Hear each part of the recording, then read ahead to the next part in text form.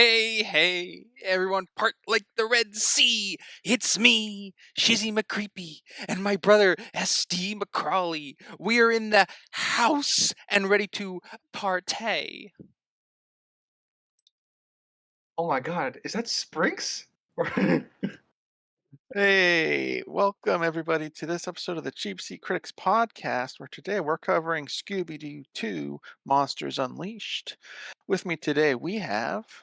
Hello, everybody. I'm one of your hosts, a geeky writer. I'm Crimson Maroon. I'm a guest character called Sinister Boy. And I'm Sprinks. And hey, if you're listening from the old mining town that I'm blanking on the name of, that's in Coolsville, hey, Somewhere in Coolsville, yeah. you can find us on TikTok, Instagram, Twitter, Blueski, Facebook. We have visual side of things over on YouTube and Rumble if you prefer that. Or, hey, totally fine if you just like the audio form. Got tons of those on podcast sites out there. We also have a LetterBoxd if you're interested in our averaged out numbers and graphs of everything we've covered.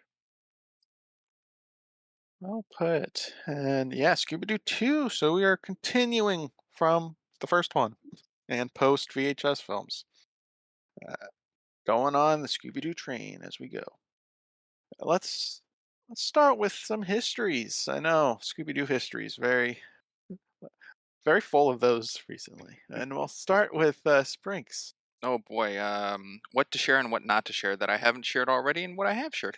Well, let's see. Scooby-Doo 2, I've seen a lot. I pulled up on LetterBoxd. I have not seen this movie since 2018. So it's been about 7 years or so since I last saw it, if that math adds out. I watched it a lot as a kid. I grew up with a lot of Scooby-Doo stuff. Some things I forgot in last week's coverage. I own the Scooby-Doo's Spooky Island Game Boy Advanced game that I played and got stuck on because I didn't know what it was, what to do. Played a lot of Scooby-Doo games, books, classic cartoons. Think that's about it. I'll go with Sinister next. All right. Think I might have said it in the Scooby-Doo Spooky Island episode, but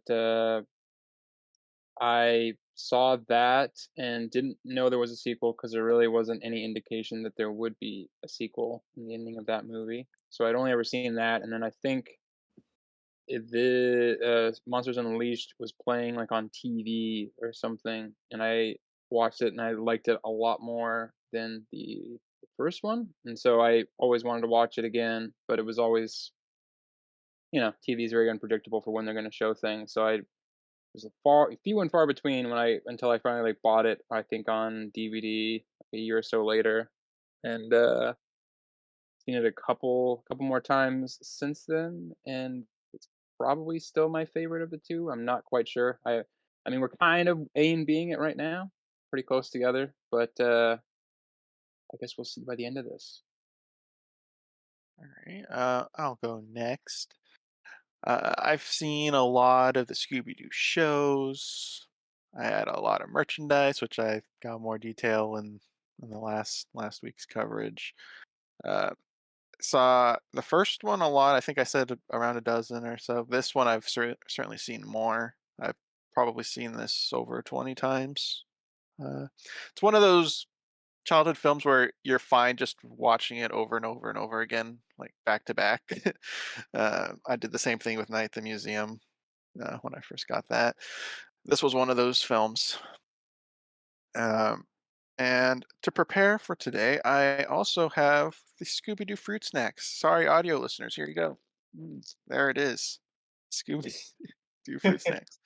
Uh, and I think that goes for most of my history. I mean, it's all covered in the other stuff. So we'll go with Ryder next. Uh, this is my first time seeing the movie. Um, there were some requests for me to record my reaction to specific scenes from multiple people in this film, so that was fun. Um, As far as Scooby-Doo history, I started with the originals where it was just unmasking people, no magic. And this season so far has been my introduction to the other parts of like Scooby-Doo that was never really a part of my childhood. And this is a continuation of that. So, first time for this podcast. Sweet. All Crimson, right. Yes. do you have just to know, the Scooby-Doo fruit snacks or the fruit flavored snacks? The fruit flavored snacks. Okay, so they're specifically. not transparent ish. They're like solid No, colored. these are the transparent ones. The fruit snacks were the solid ones, which I didn't realize was a difference when I bought these Okay. last week. Because I saw the Scooby Doo and I'm like, I remember Scooby Doo being a solid light blue. What is this? Yeah. So That's I why I thought was they curious. changed the recipe. But yeah, so yeah, the fruit flavored ones. Thanks for the distinction. Didn't really know there was a distinction other than I thought they changed the recipe. Well, people are going to be curious. Did you get them yesterday or did you get them 10 years ago, kind of thing? Yeah, last week. Yeah, I'm sure the comments right up to that point, they're gonna be like, "What the? Dude, this guy's I a didn't get them like a decade collector. ago. Come on now, guys." He kept Possible. those? It is possible. Oh, I mean, I have old candy. Let's move on before we touch You are your old. Hershey bar collection. Well, okay. What I'm referencing is not Hershey. Wait, you have a Hershey bar collection? What? Hershey bar wrapper collection. Little bit of Crimson lore, I suppose, has been dropped today. All right. We'll get into some facts. So, just a refresh from the first movie's budget and box office. I'll just say the first one's budget was 84 million and box office was 275 million. For the second one, the one we're covering today, the budget was not specific. All I could find was a spectrum. It's between 25 to 80 million, which is kind of a big gap. Jeez. Uh, and the box office was 181.2 million. So Okay. not as successful as the first one, purely by numbers, anyways. And now onto the actual interesting stuff. So at the faux ghost, the guy that was sitting next to the egg jar, the pickled eggs, was the voice actor Neil Fanning of Scooby Doo in this Scooby Doo. The guy that voiced this Scooby Doo was sitting next to the egg jar. Oh, That's meta. that's neat. Cool. I like that. Never knew that. So the scene with Taz had several ideas for what the character could have been, and it ended up being Taz. Their initial plan was the basketball player Yao Ming, I have heard and about that. How would that have worked? apparently they had likeness issues with NBA, so that didn't work. And But yeah, they're not EA weird as shit. Sports or whatever. So it's, Then pretty far into production to where they even did voice lines for Scooby was George W. Bush, who was president at the time. Yes, yeah, I think he was. So that was. I wish we had that. I think that would have That been would have been hilarious. hilarious. I'm Yeah. sure somebody's got that somewhere. Yeah, they released the audio of Scooby talking about that. Crimson, does it at some point. remind you in any way, if it did get to that like more live action people kind of thing than the goofy CGI'd over monsters and cartoons, to the Looney Tunes back in action unmasking scene? I mean, funny you bring that up because there was a basketball player in that scene. But I guess it is kind of a similar sentiment, doing like a surprise cameo thing. Next, there was a third film planned, but because this film wasn't a failure, but it underperformed compared to the predecessor, they scrapped the idea of doing a third film. And according to James Gunn, the mystery gang were going to Scotland to investigate a series of monster attacks, only to discover that the monsters were victims and were being controlled by an evil human, which would have forced Scooby and Shaggy to confront their own prejudices against monsters or about monsters. So Interesting concept. Depends on execution for me on when it comes to that, because that to me sounds that comes across as like dissection of heroes' beliefs, and those have been a lot of hit and miss in recent years because it's a lot of contemporary storytelling usually. Wasn't it yeah, and also it was rumored? I don't know if it's that example of a third movie, but isn't there like talk of a third or something rated R in a continuation? well, well, I mean, the first one was rated R, and then they had to pare it down. Um, so I didn't see anything about the third one being R, but perhaps I didn't read every fact on the planet about it. Okay. Let's see. We'll do this one. The actor for Freddie Prinze Jr., was pretty much uh, forced into taking a pay cut so that the rest of the cast could get a raise. And he went on an interview talking about how upset he was, and even if they were going to do a third one, he wouldn't return for it. So there was a lot going against this third film idea there. So, Interesting. Hmm. yeah, and you would think they'd have the money to just pay everybody what they should have been. Well, yeah, I don't. Well, the other weird thing is it's weird that he was the one getting, because I feel like he's the kind of the least big person out of this whole cast. At least, well, maybe now. I don't know at the time. Yeah, I don't really know what else he's in other than this personally, Yeah, but I mean, I know he's in another movie with Sarah Michelle Gellar, I think, and that's about it. I mean, his dad was famous, I know that, but I'm like, I don't really think he'd done enough at this point to kind of. yeah, I saw while looking for facts that Freddie Prinze Jr. and Matthew Lillard were in 4 movies together, counting these 2 Scooby-Doo Yeah. movies. So I guess 2 others. Weird way of phrasing it. And the other fact is there was going to be, let's see, just to speed it up, 8 more monsters, and they got far into production where they actually made costumes and VFX for them, but the budget got slashed. But I couldn't find how much it got slashed by. It So was just stated that it was slashed, so they had to cut out 8 other monsters that they had planned. so that's why we have the introduction of Chickenstein and nothing else. Yeah, Chickenstein was going to be one. Headless Horseman was going to be one for the jousting scene, but that got swapped out for the Black I Knight think that to makes do more that. sense anyways.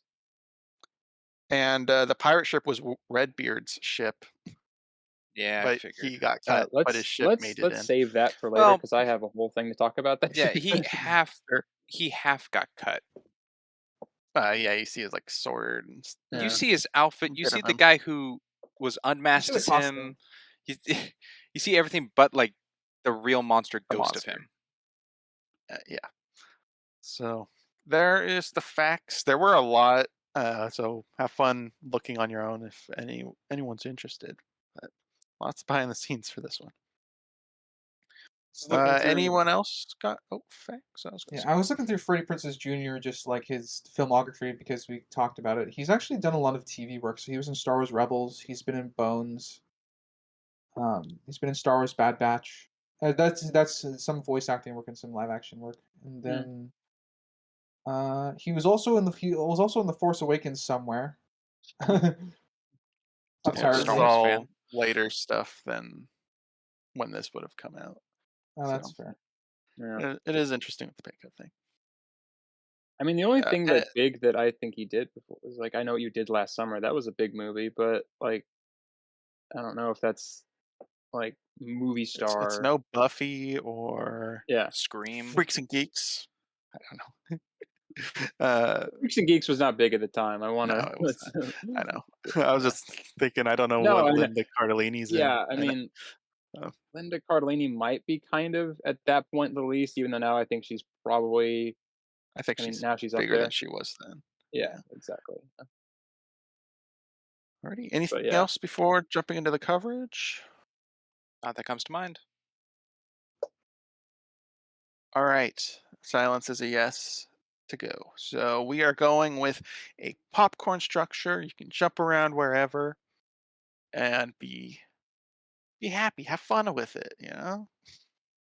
Let's go start with the writer, the Oh, newbie to this movie. the newbie.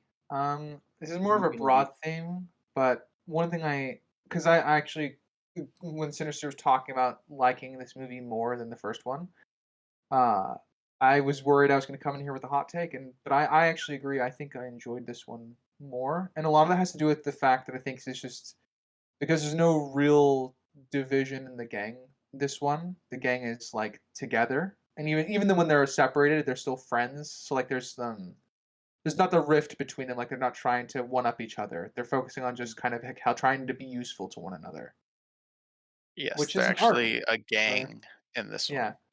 yeah, which is an arc for Scooby and Shaggy. And I think overall I think that was what I enjoyed more about it than the first one. So that's my first broad point. Yeah, I agree with the sentiment of the dynamics uh, being more dived into because in the first film there wasn't much crossover with each other. They were kind of splitting up on their own, or yeah, butting heads, which Yeah. is interesting in its own way. I like to explore Yeah, I mean, that, I think it but it was it nice to fits also that get movie. this side of Yeah. things. Er, I don't know Um, if you have anything on that, Springs. Yeah, something I think I'm in agreement of, like, different from the first movie to this movie, in a beneficial way that is overarching of the whole film to me, is that the first one felt a little more grounded for an adaptation of the movie, trying to, like, kind of realism to it. And this movie felt like they went more with the cartoon zany approach of things going on. I agree. And I think Uh, that better suits what it's being based off of, to give more mm, familiarity, but more maybe just comfort to the characters and world that they're set in. And I think it benefits from that. I guess it can. I kind of view them as both fine in their executions, but this one certainly is more cartoony, like the sledding down the mountain mhm. and the Shaggy like dashing away from Miner 49er. Shaggy's a lot more cartoony in here than he was in the first Yeah. one. It was mostly Scooby being the cartoony character in the first one. This one is a bit more mixed Well, this with movie has a lot Shaggy. of cartoon gravity that the first one Yes. I don't think had. No. Yeah, when they jumped out Yeah. the window in the first one, it was real gravity. Yeah, I think I had a complaint in the first one where I felt like the cartoon gags, while I enjoyed them, I didn't feel like they fit as tonally well with, the intention of it to be kind of a more grounded world. Whereas I think this, it kind of works a little bit better because it is sort of more overtly cartoony. Yeah, I Um, think that going into the tone of that a little bit, like what Sprick said, you said this one's a little more zany. I think the fact that they could lean into their more cartoony physics and not have it clash with the tone is partially because of that reason. I also think the villains being the monsters of, the animated CGI look helps bounce off of that to them. Whereas the first movie, it's, all these culprits are people kind of thing until you mhm. get to Scrappy. This one, I they're Oh, yeah, do, actual there's the ghosts. demons. yeah, I do find it very interesting because this I feel like the 2 movies kinda came out at a very interesting time, because I feel like the first one would probably do alright, around kind of, this era, but I feel like the second one would be the more successful because it is sort of referencing a lot of Scooby-Doo history at the same time as sort of creating some new. Um, so I find it very interesting that the second one underperformed, whereas the first one, did very, very well at the time, 2002 to 2004. I was surprised to see the box office way lower. I thought it'd be on par a little bit more when I was looking into it.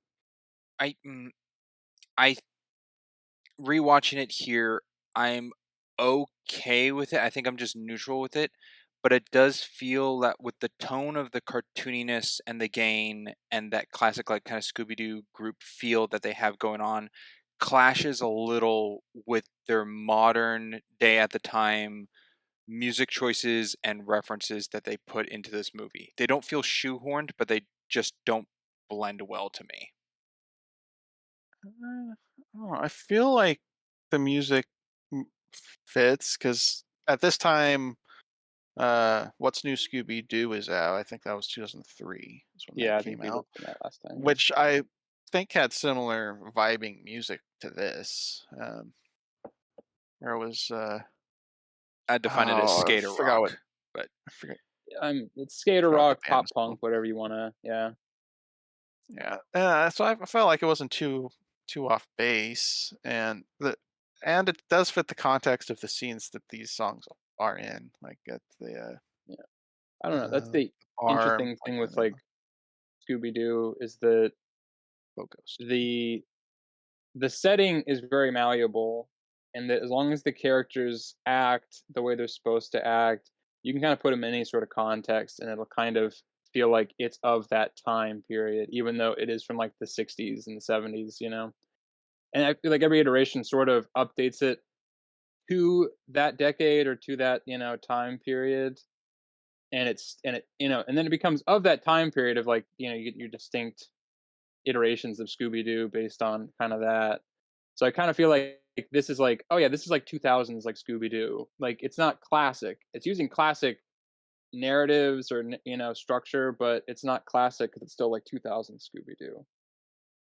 yeah, And feel with the Scooby Doo shows, at least the newer ones, not too much with the original stuff, but the music usually fits the setting they're in. Like the Scooby Doo Chupacabra episode, that's got more like Hispanic styled music, or the Pirate Ghost one, you get piratey music. So Hmm. music's usually tailored to the mystery. And in this, I feel like the songs used in the settings they are fit. But I feel like you're talking more towards the montage music, right? for me, Yeah. I'm talking about any instance that's I mean, they a got music choice in. Um, usually like um, vocal. So like driving in the car, what was it? Circle backwards when they're going to their old hideout, or when they're oh going yeah, to Winkle's manor. yeah, Um, the skating down the mountain, the trash can down the mountain, the running away from Mining 49er, like all those songs just feel set in the time of when the movie was made. And then if you want to count in the yeah. reference of Ruben in the after credits dance at the end, Well, yeah, but they're not gonna like if they're making a movie and it's coming out like summer 2003 or whatever 2004. Like you want it to be of the time, and you want it to you know yeah, because they're not thinking like 20 years down the road. That's going to be kind of dated. It's kind of like, well, no, it fits for right now. Well, yeah, they're not going to do a bunch of like 60s, 70s music. Yeah, because then it'd be like, oh, this is old. Then well, it would kind of feel out they of they place. do put Bully Wooly in this movie. Woolly bully. Sorry, I had it backwards. Bully Bully. Yeah, because it's that because everybody knows that song. I think it's As remixed long as though. you I can don't think craft it's the the scene to original. fix I'm the not song quite or sure. fit a song. Speaking about songs, and we've gone over in the VHS quite a lot. They have a rendition of the theme song in this. I'm curious what writer's thoughts on that are. For when it plays at the end. Yeah, Car monster stuff. Um, it. I think the song was appropriately used. I did find that scene to be a little bit over the top, but I was also taking it as this is a more cartoony world. So I don't really have any issues with the song itself. It was more I had issues with a lot of the additional like things fire around it, I hydrant guess. rocket. Yeah, might have been jumping the gun for me a little bit, but Yeah, it's The James James Gunn. Gunn. Um, But I think the song was. I think that use of the original song was. I figured since we hadn't heard it at any point in the film, I figured it was going to be used at some point during the climax. I just didn't. I guess expect it at that moment when it started playing. Okay. Yeah, I think it's a very safe rendition too. It's not too experimental or anything. Very Yeah, I agree. safe. middle of the road if we're ranking it among our tier list for Better than renditions of that particular song. better than Billy Ray Cyrus. So you keep saying. So he keeps being right. It was that rendition was too slow. What's Fair new, enough. Scooby-Doo? I'm in Essentially, having I'm an essentially, old you. man. guys, careful. Gonna We get sound too I would like close. a gonna get Tom flagged. Waits cover of Scooby-Doo. That would be awesome. That would be something. Yeah. Um,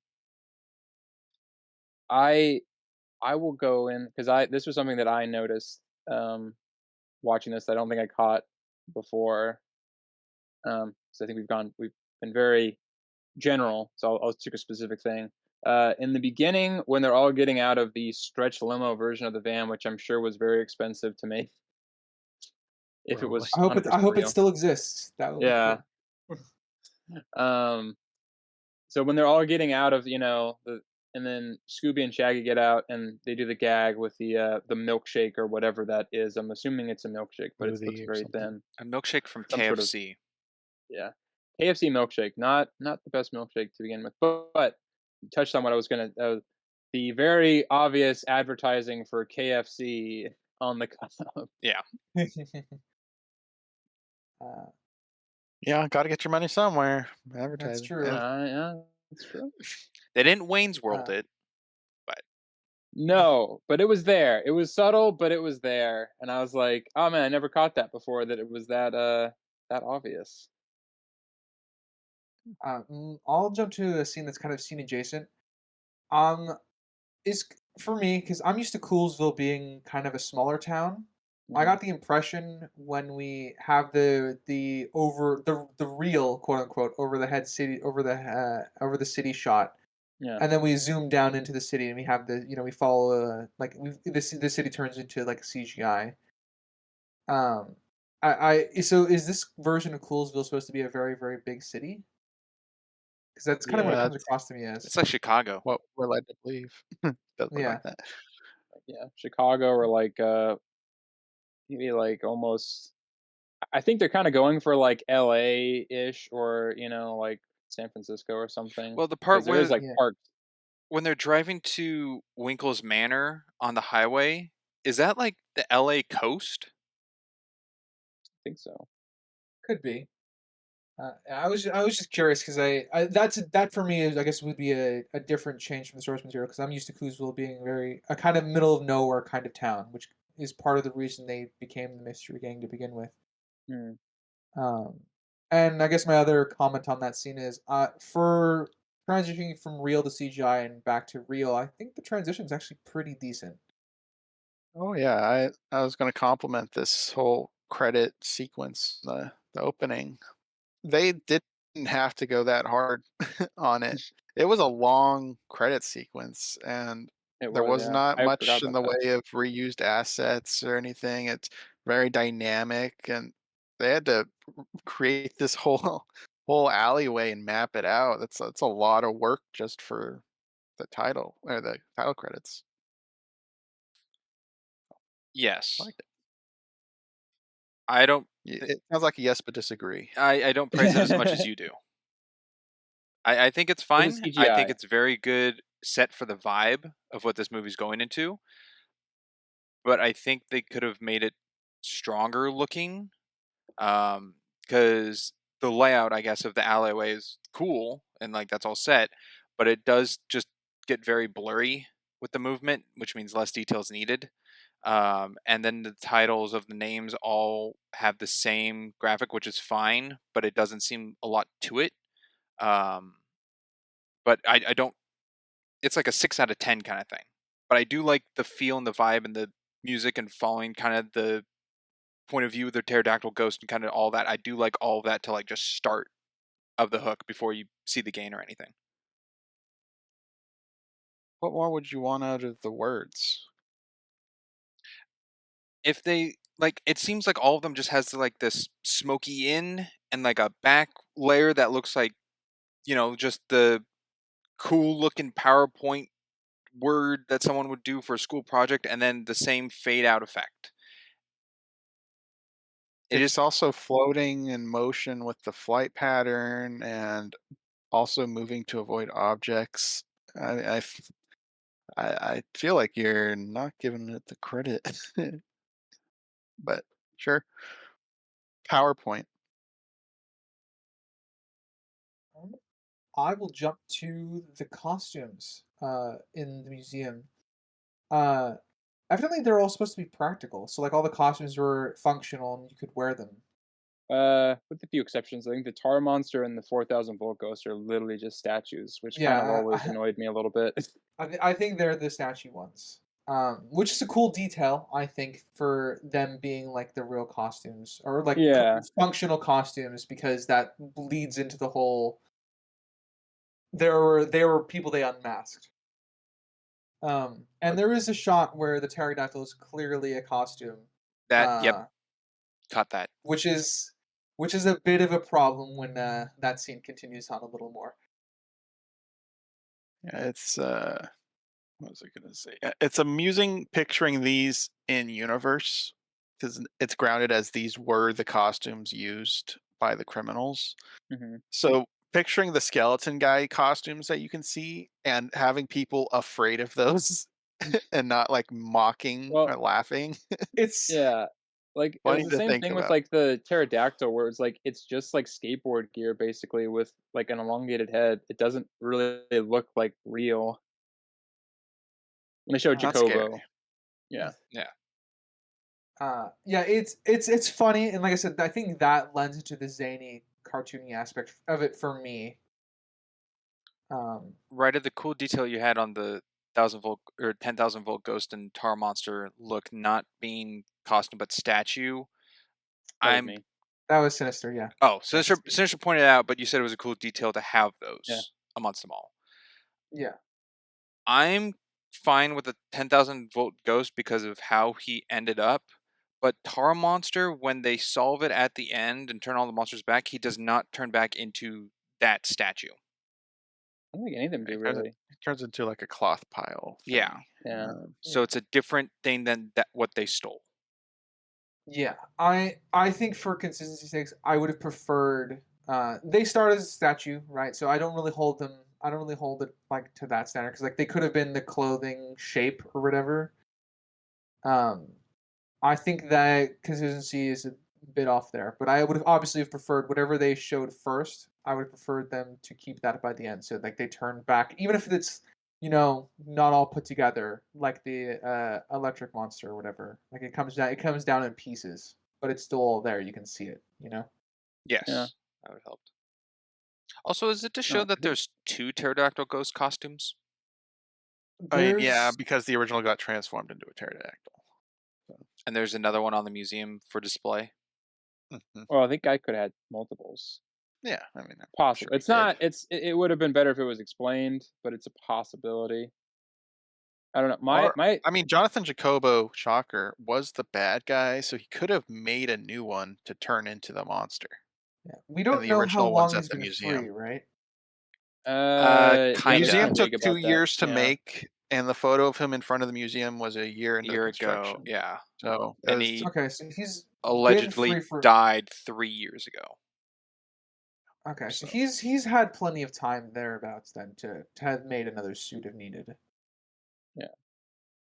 Kind of. yeah. At least. So like when I was, because I was like I didn't like that there were statues, but I kind of like for some of them it made sense that there would be a statue for it because it's sort of a an amorphous shape, or the Yeah. that kind of thing.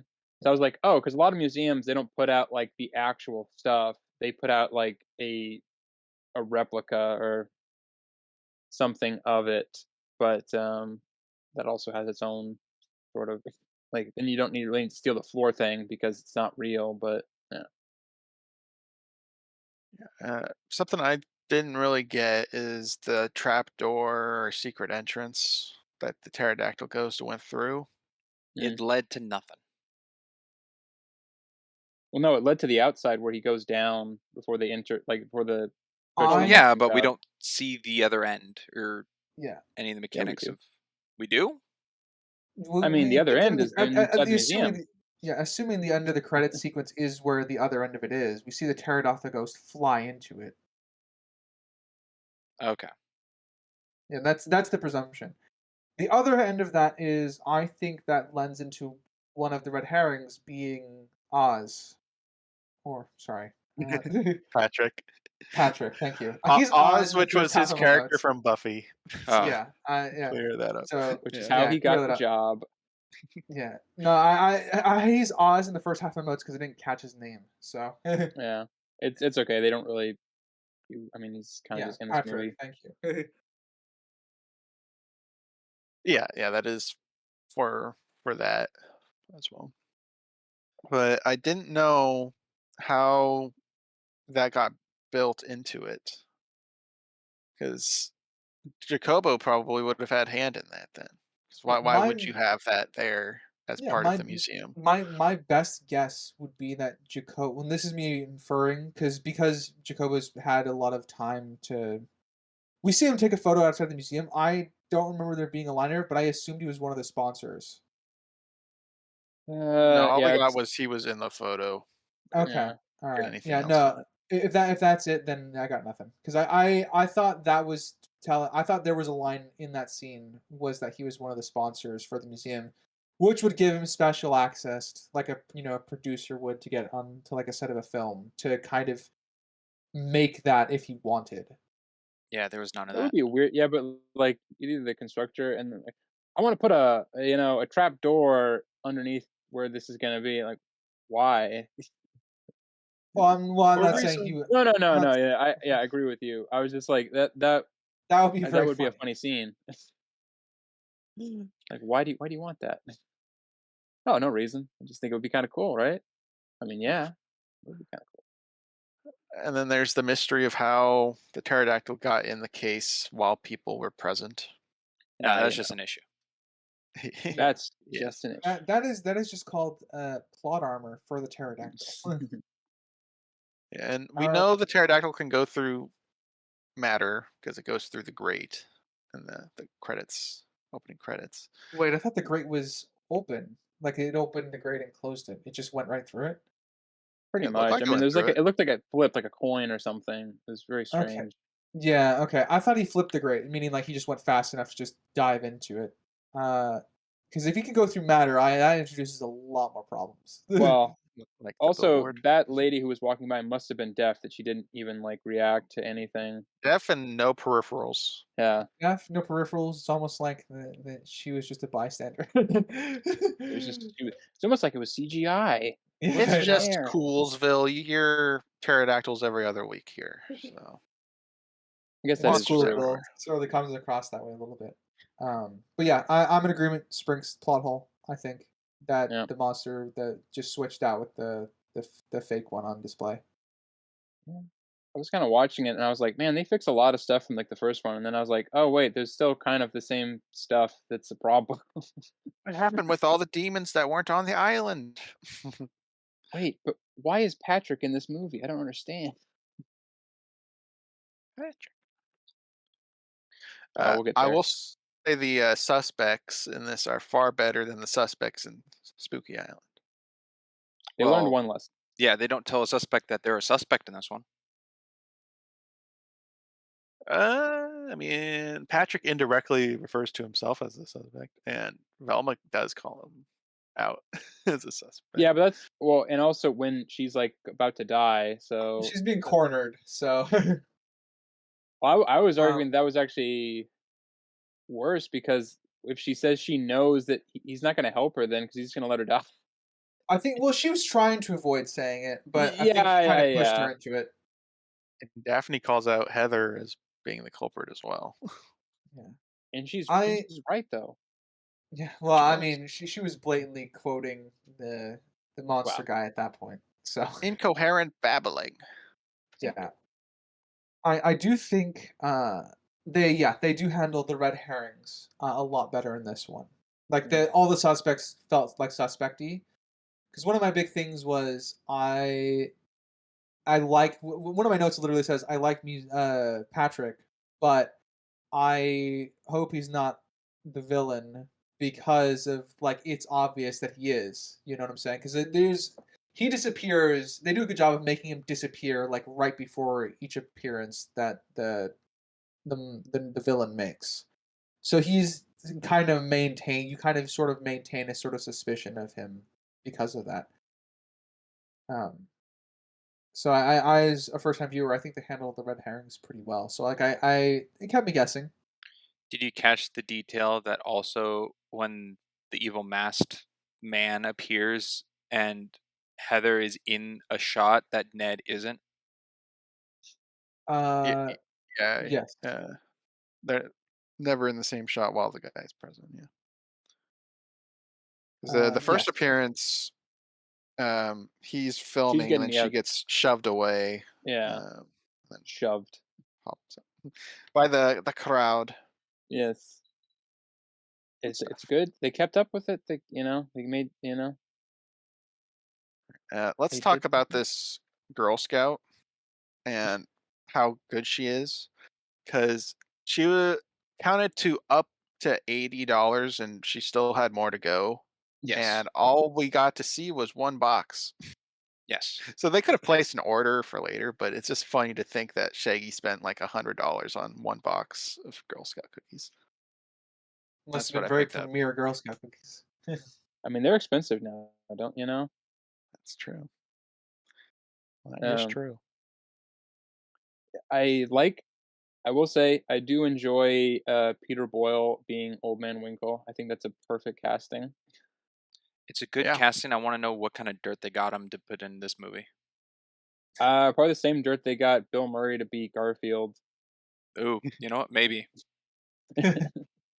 That's fair. That is very fair. I mean, he's old. He uh, probably grew up on Scooby-Doo. Well, no, he he would probably have been his too whole old life at he was that like, you point. know what, But you look a villain from Scooby Doo, I don't and I know. was like, oh my god, right? Is Peter Boyle also Father Time in Santa Claus 3? Yeah. Yes, Okay. Uh, he is also in an episode of X Files, which is okay, Okay.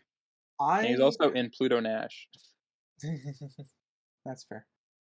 Um, you guys want a broad point, or you guys want a specific scene point? Whatever you want, Well, with popcorn. yeah, yeah, okay. Yeah, do whatever you want. All right. I'll do another broad point.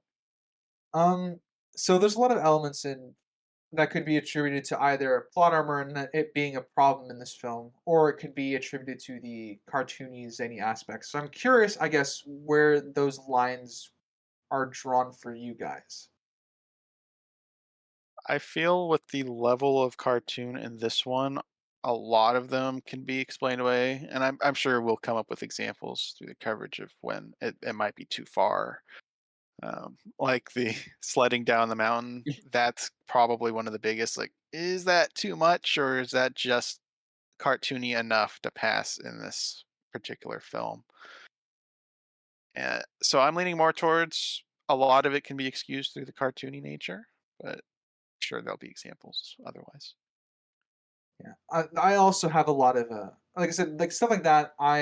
For me, like the sledding down the mountain was a bit much for me, but I feel like the line's gonna get very gray because there's I think scenes where it works. L- like most of Daphne's fight with the Black Knight in the mansion. I quite enjoy, I guess, the gimmickiness of that, and I think a lot of that works. The only time where it's questionable is when the sword almost kills Velma by falling between her and the book. Yeah, Uh, like that to me is cartoony, but it lends more into like, all right, that's pushing a little bit, into plot armor territory. Yeah, I just found that part more of onto Velma because Daphne's constantly making Velma move and run away as she's reading, and Yeah, Velma's still not moving.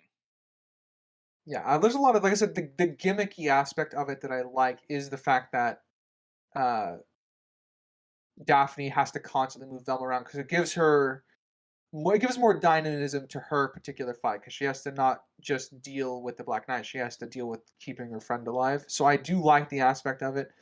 But yeah, there's also a lot of Velma is more than capable of just moving back. Agreed. Um, for the line you're talking about though of the cartoon things, I find it a lot more passable on anything to do with Scooby. Um, and they play a lot of the cartoon stuff on Scoob, and I find that all better, being that it's not played off so much that he's an actual dog in this movie, more like the first one, where like Fred reprimands him for a dog, and Shaggy kind of goes about like disguising him as an old lady because he's a dog and all. This just kind of seems like a good friend, and Scooby's a part of the gang, and he's that cartoon feel. So I feel like a lot of that fits the whole vibe of this movie and fits him more into that. When it comes to the people is where it gets more of that iffy for me. I'm probably similar. I guess a little bit closer to. I don't have as harsh of a take on as far as Scooby is concerned because he's the cartoon dog. How about you, Sinister? Yeah, I'm kind of torn because I mean, yeah, Scooby makes the most sense to do like the squash and stretch cartoon gags and everything because is literally a cartoon character, CGI dog for this movie. So, it kind of makes sense, but then at the same time, it kind of like if it was just because I think that was somewhat of an issue in the first one where it was like he would, it was like really all on him because it made the most sense. But then it was like, yeah, but now it feels like we just have like a cartoon character in like a real world movie. So, like, then it kind of creates like, okay, well, what rules are there? And there's like a disconnect between like the cartoon and, the real life. So, this being a little bit more kind of everybody kind of has like a cartoonish moment or, kind of like that kind of makes a little bit more. I tend to like it better because it doesn't have so much on Everyone in both. the gang has a cartoony moment. Yes. And even the first one, I would say that I think it was pretty close, but I still felt like Scooby probably got the majority of it for like I said, obvious reasons. Um, so it is, but like I think the if it fits the tone and it works, I'm fine with it. But and I think I've said this before, where it's always an issue when you have like animation and live action kind of together.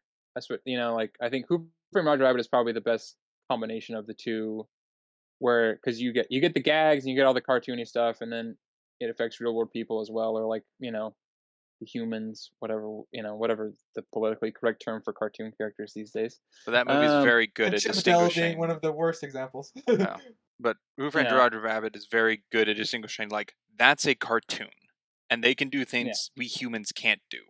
yeah. Exactly. But then you get, and then like Looney Tunes Back in Action is also kind of similar, but I feel like it's not as the lines aren't as evenly drawn in that one, for whatever reason. Yeah, Yeah, but I always kind of like it's always a difficult thing of like combining real world outcomes with cartoon outcomes, and how do yeah, you kind of keep the the tension? feeling. Yes, Yeah, exactly. Because you kind of know, okay, nothing bad, permanently bad is going to happen to Scooby Doo. But if the same thing applies to the gang and they're real people, you kind of lose a little bit of that tension, which I feel like they do a good job of balancing it because you kind of know. I mean, it's Scooby Doo, so they're not. Nobody's gonna probably. yeah. None of them are probably gonna die, But it's the same kind of thing where then it's kind of like, okay, I know everything is gonna be fine. I just need to know what the stakes are. And I feel like that's kind of something that's a little bit missing is there's really very few kind of stakes, I feel like, in this one, with the exception Yeah. of maybe towards the end. Yeah, I feel like I'm kind of in agreement. This, funny enough, I think ties into our the last time I asked a similar question, which was during the Monster Island or Spooky Island, um, which was about how we feel about cartoon adaptations in like being turned into live action in general, or just like live action remakes of cartoons and stuff like that.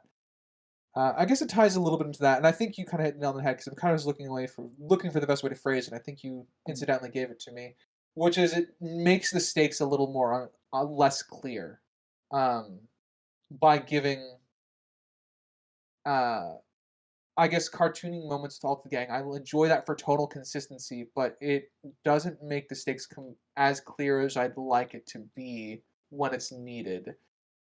Um, and I think Like that's kind of what I boils down to for me. Because like I said, I love the tone of it, and I think giving the gang their cartoon moments is good. For me, it makes it feel more like the cartoons we grew up watching. Hmm. Um, it's just it works it works tonally, and like I said, it's just it raises a couple questions, I guess. This conversation is making me real curious on your thoughts on The Mask, but we haven't Yeah. covered that. I don't even know. I don't even know how I would break that down. That would Well, be that's a magic. The mask, the bodysuit, because that the girl The actor bodysuit. part of that, it's clearly like it's a Oh, Taskmaster scenario from Black Widow. It is kind of what I'm getting at. uh,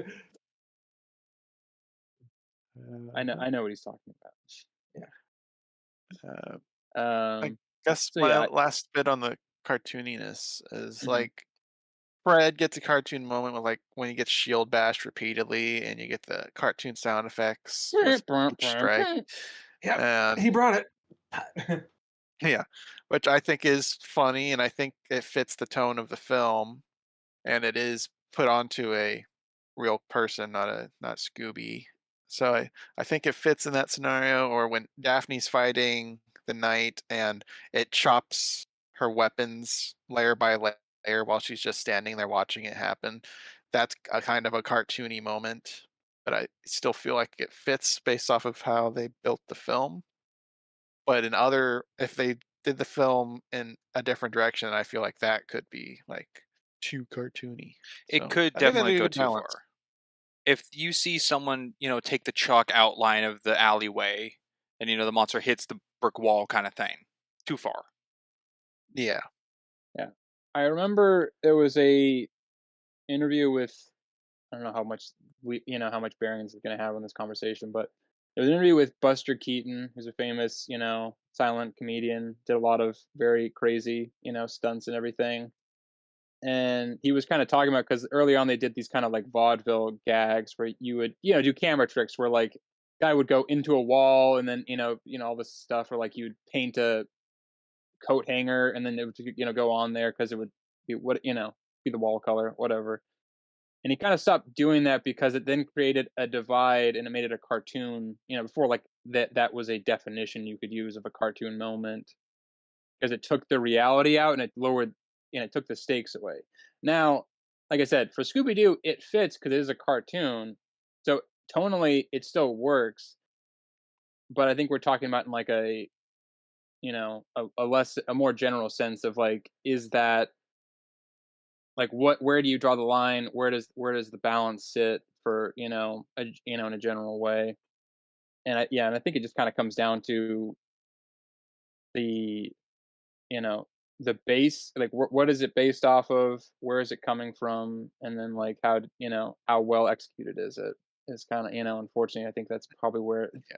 a And lot of how it would extreme. be. Like Frank's example of the painted wall where a cartoon character could go through, but a person couldn't or whatever. I don't think that would fit in this movie at all. No. So No.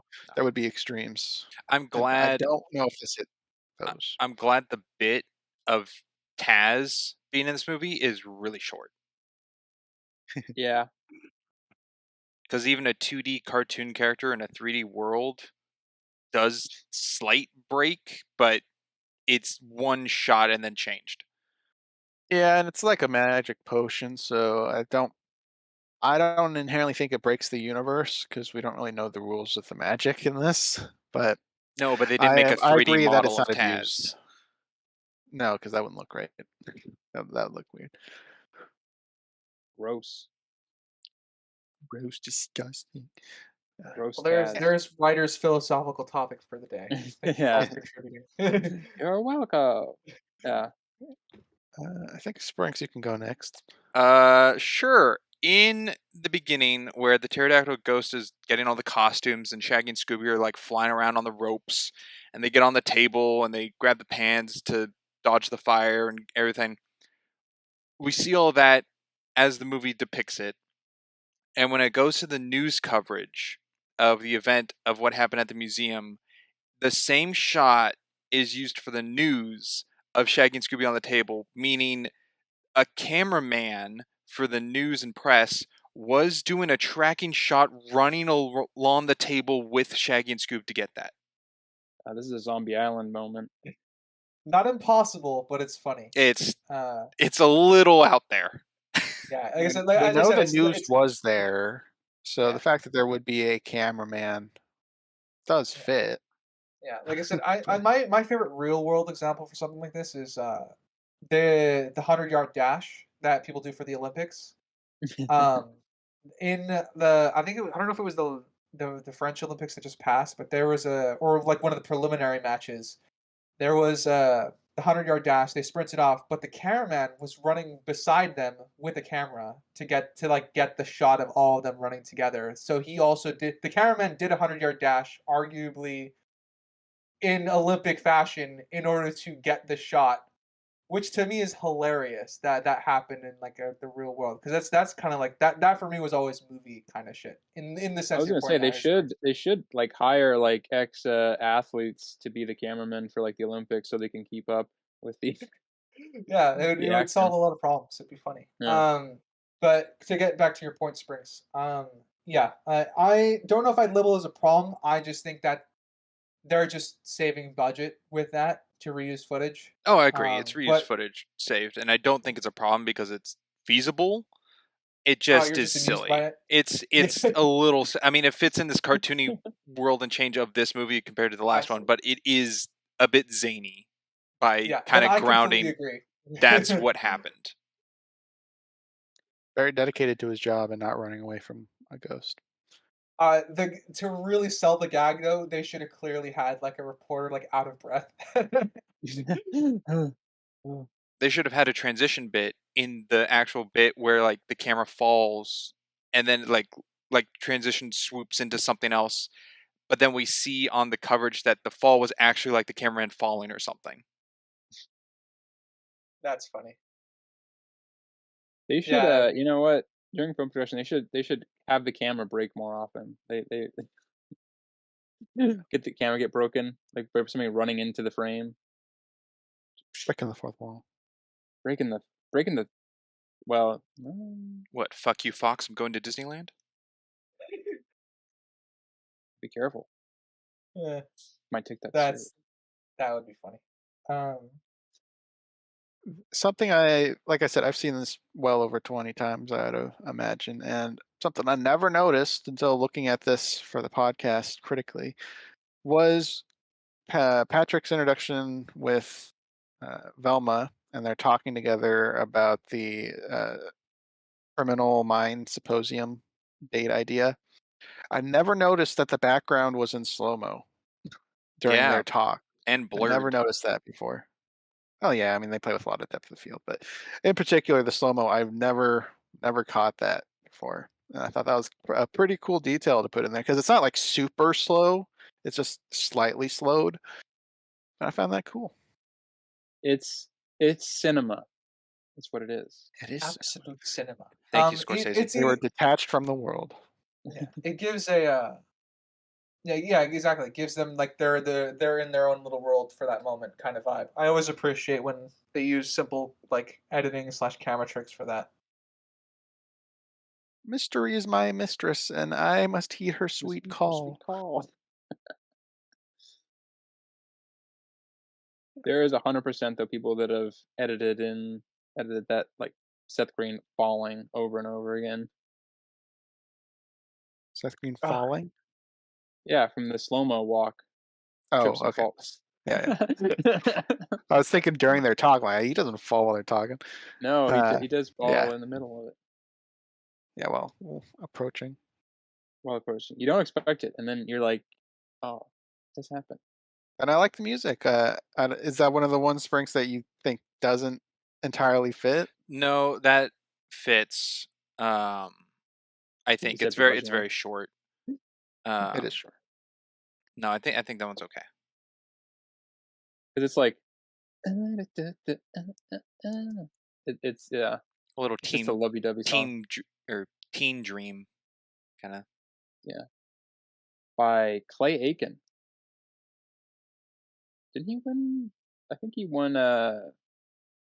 Did he win the not The Voice? American Idol. You're Clay asking the Aiken won, wrong right? people. Uh, Ruben, the guy at the very end, did. Yeah, Oh, maybe that was it. I think they were which I they were brought up like earlier, cemented the time of this movie. yeah. I think they were up against each other. That's right. Oh, that's I don't know who interesting. won though. I guess that's something for somebody else to do. Let's see. So when Fred gets shield bashed repeatedly, What a what uh, a what a jump. I was taken to For Honor, getting shield Yeah. bashed by the Conqueror. Yeah, go on. yes, uh, little continuity errors where sometimes behind the shield it's just the shield, and then sometimes you can see the padding behind the shield. Uh, and specifically at 23:26, you can see the padding behind the shield. Um, That's funny. All right. I did Never saw catch that that. before either. That's Yeah, and fair. it's quite blatant. Once you see it, I feel like I'm always going to see it now. It's not a one frame thing. It's definitely there. Yeah, but it doesn't change, right? Like, No, it flips between padding and no padding. oh, okay. Yeah, They were smart. They didn't just do one and one. yeah, multiple. Well, I mean, some scenes wouldn't need the padding. Meanwhile, the bashing one would want it. The bashing. A bashing. I think you're bashing right now. Oh, I'm I mean, bashing. uh, I know there are shields with actual padding behind them, but obviously it's to protect the actor's face. But not for the Black Knight. He used no padding. One cartoon moment that I think is probably one of my favorite cartoon moments is when the Black Knight sneaks in through the side door while Shaggy and Scooby are trying to barricade like the door they came in, and then the Black Knight just starts helping them, That like that's a pile stuff classic up. cartoon. Yeah. Yeah, this for me is a classic cartoon thing, and also it's in character too because they're trapping themselves inside with him. So he's like, "All right, cool," you know. So it works and it's in character, which is what I love about it. Yeah, it's I really like all the monsters in this. Maybe not so much the zombie. The zombie would be the bottom. I wish the zombie was Creeper. I thought he was for the longest No. time. Uh, And then Velma says, "And zombie." I'm like, "Oh, Oh, the name is zombie." Very, very creative. It's not even zombie ghost or something. It's just No, zombie. they wanted to do it and they didn't do it. I don't. He's even in the opening, like He the museum he opening. He's is in the one of background. the 8 cut ones that I mentioned in the did facts. Why they? would He was they supposed to cut be there. him and not Zombie? Zombie doesn't even make any sense. Well, Creeper doesn't vomit projectile that zombie can. Yeah, That's really Creeper doesn't really integral do to that anything. scene. You're right. I'm It's funny. They kept that, and zombie doesn't really do anything else really. So, He wears underwear, thankfully. they could have done that bit with Creeper. Yes, they I can. I do wish though, and I don't know if this is in your 8 cut characters of monsters, but I wish the Luna Ghost was in here. Yeah, it was not. And that would be interesting. They had Little Space Gook in the continuity. background. That I'm upset by. That one I feel like should have been in there. Because, yeah, it was in the background. And that one wasn't on the list, though. Space Kook. So I guess that one was just going to be a background costume, not a Yeah, there realized. really is no connection with the first movie in this, which I do find a little strange. I'll Yeah, just say the list at this point. a little The oh, cut monsters.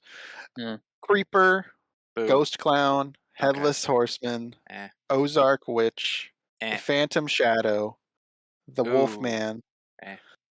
Chickenstein, Tiki Witch Doctor, and Oh, Redbeard's Ghost. okay. Redbeard, Tiki Witch Doctor, and the Phantom would have been awesome. I think that would have. I think Tiki Witch Doctor might have been a little problematic. A little. I think it would have fitted more with the Spooky Island movie. Yeah. Definitely the aesthetic of the island. Yeah. But those are all axed. But I think all the ones we got minus uh, zombie and maybe the skeletons. But Well, The the skeletons skeletons are are yeah, the those just would be like pretty comedic. good. comic relief. Yeah. Yeah. And they're basically just supposed to be like the monsters version of like Shaggy and Scooby, basically. Essentially. Yeah. Yeah. They did get paired together there. Yeah. Let's go with Sprinks. I'll go on the costume design. The Velma was pretty decent costume, just kind of looked the same with her either turtleneck or it was kind of like a, I don't know what they call it, like the infinity scarf kind of look. Mm. That was drooped down, and I thought that was very good. But it was, just all basic orange. Daphne was pretty good. She had a puffy coat at one point. She had her shawl, and I think those are all good. Shaggy was okay. I think nothing like out of the ordinary. He just had like long white sleeves under his shirt, and then he had Creepy. a puff. Yeah, the disguise. She's creepy, but he also had a puffy like brown jacket when they're outside the Fox Ghost bar. But Yeah. the most props I'll give to I think is Fred. Fred's outfit designs they have throughout this movie I think are really cool, and I love the detail that his neck collar on his like shirts are orange to go with his ascot without having to wear an ascot. Yeah. Until he does on the bike. Yeah. I Until think the all the I costumes are really good. The only I thing I agree. was kind of iffy on was Daphne wearing a T-shirt of herself, It's a little which was going I to weird. be a was talking wondering who point I was going to had. comment on that. It's also a Yeah, little weird for Daphne to have a bodysuit in orange. Yeah, I wrote that down. I'm like, I guess my excuse for that is Daphne was just waiting for the day to get her chance to dress up Velma, Maybe. but that's all I really have is the I reason could is why see she would that. have that. Because there's Could see no that as way her character. Velma owns that. No, Not for herself. and also No, I mean that was with a lot of the costumes. Like, where did Shaggy get the creepy outfit? Where did he get Well, the Well, Fred look-alike shirt? I guess is his the Fred, proper yeah, the Fred look like yeah, shirt. I wear. just went with okay, he could have that because Scooby's wearing Daphne and Velma clothes. the Shaggy, the neck thing I'm gonna guess is either Fred's or Velma's, but the shirt has got to be his just by like, color. I'm I sorry, Daph, but your go-go boots didn't fit. Yee. Yay. I I think obviously the constant outfit changes, at least the Scooby and Shaggy go to, are very much harking back to the animation and stuff like that because Mhm. they always change outfits when needed for disguises and stuff like that to blend in temporarily or Yeah, but that is kind of that's sort of the one trend with a few exceptions, of throughout like the Scooby-Doo franchise is that Shaggy and Scooby pretty much always dress the same. They usually update the rest of them, but they kind of have the same clothes. They wear like bell bottoms and the green shirt and Yeah, yeah, the and which Scooby is which collar. is why I think that them being the ones to constantly swap out for disguises, like turning it to Yeah, cactus that's true. or Yeah. whatever to hide or bushes to hide. I well, didn't think they Mhm. change that's why like it's fitting for them the they most. had like 4 costume changers in Cyber Chase,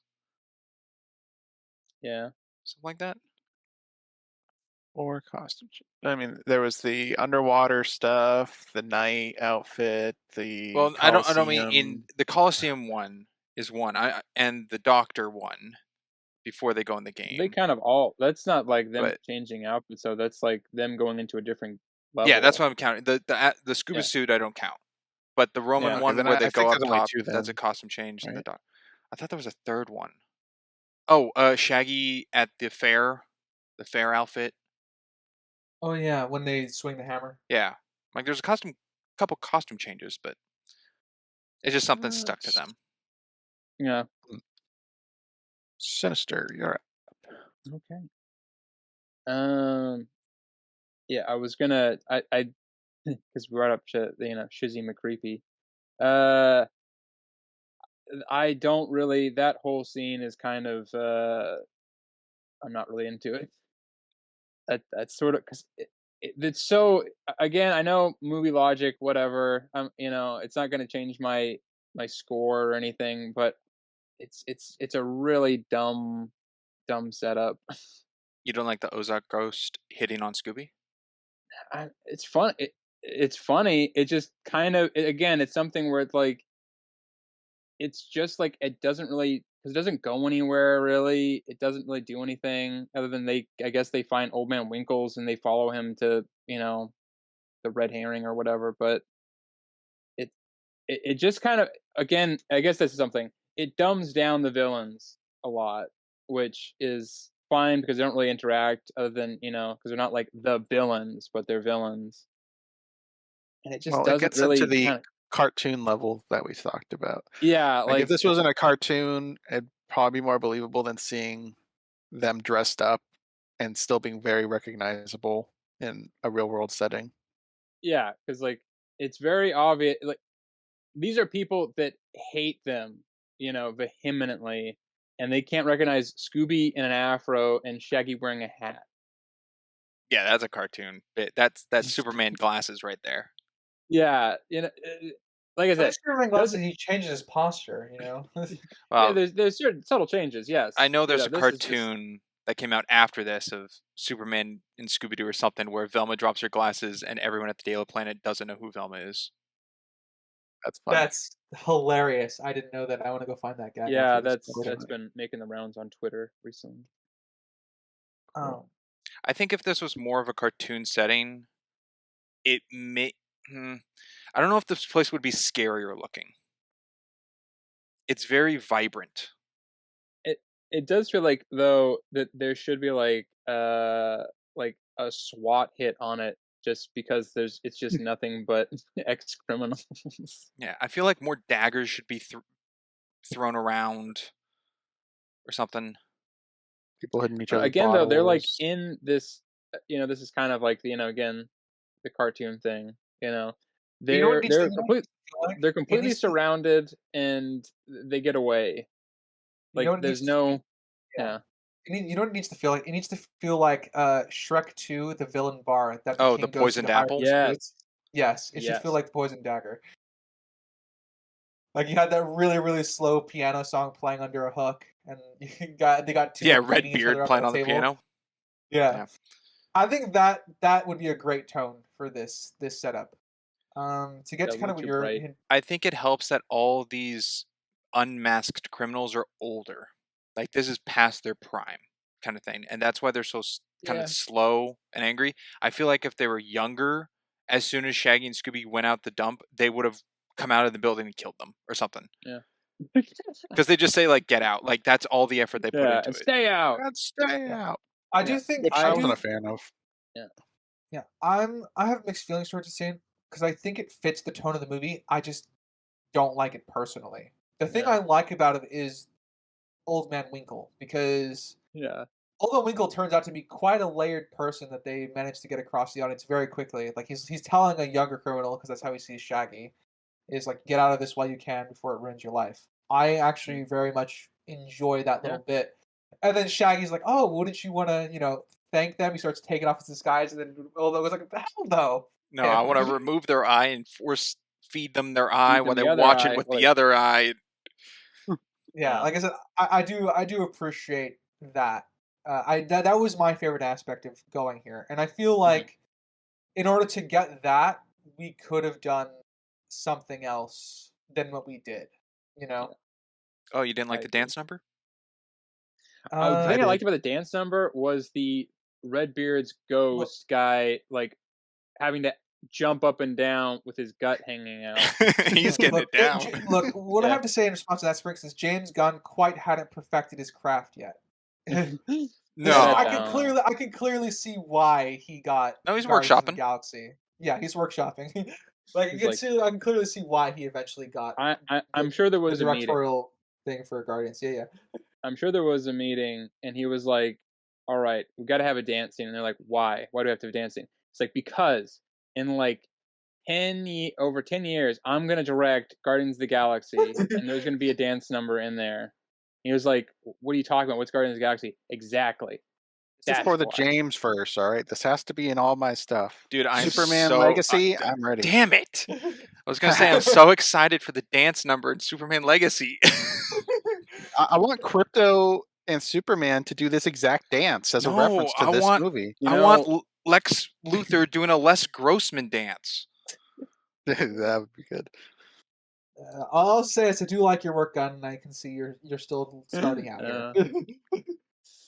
uh, um, so yeah, no, I didn't like the scene itself, but I appreciated Old Man Winkle, and I feel like we could have done something similar. We could still had something gimmicky without it feeling so over the top, gimmicky. I guess. Remind me, what did Shaggy run off to do?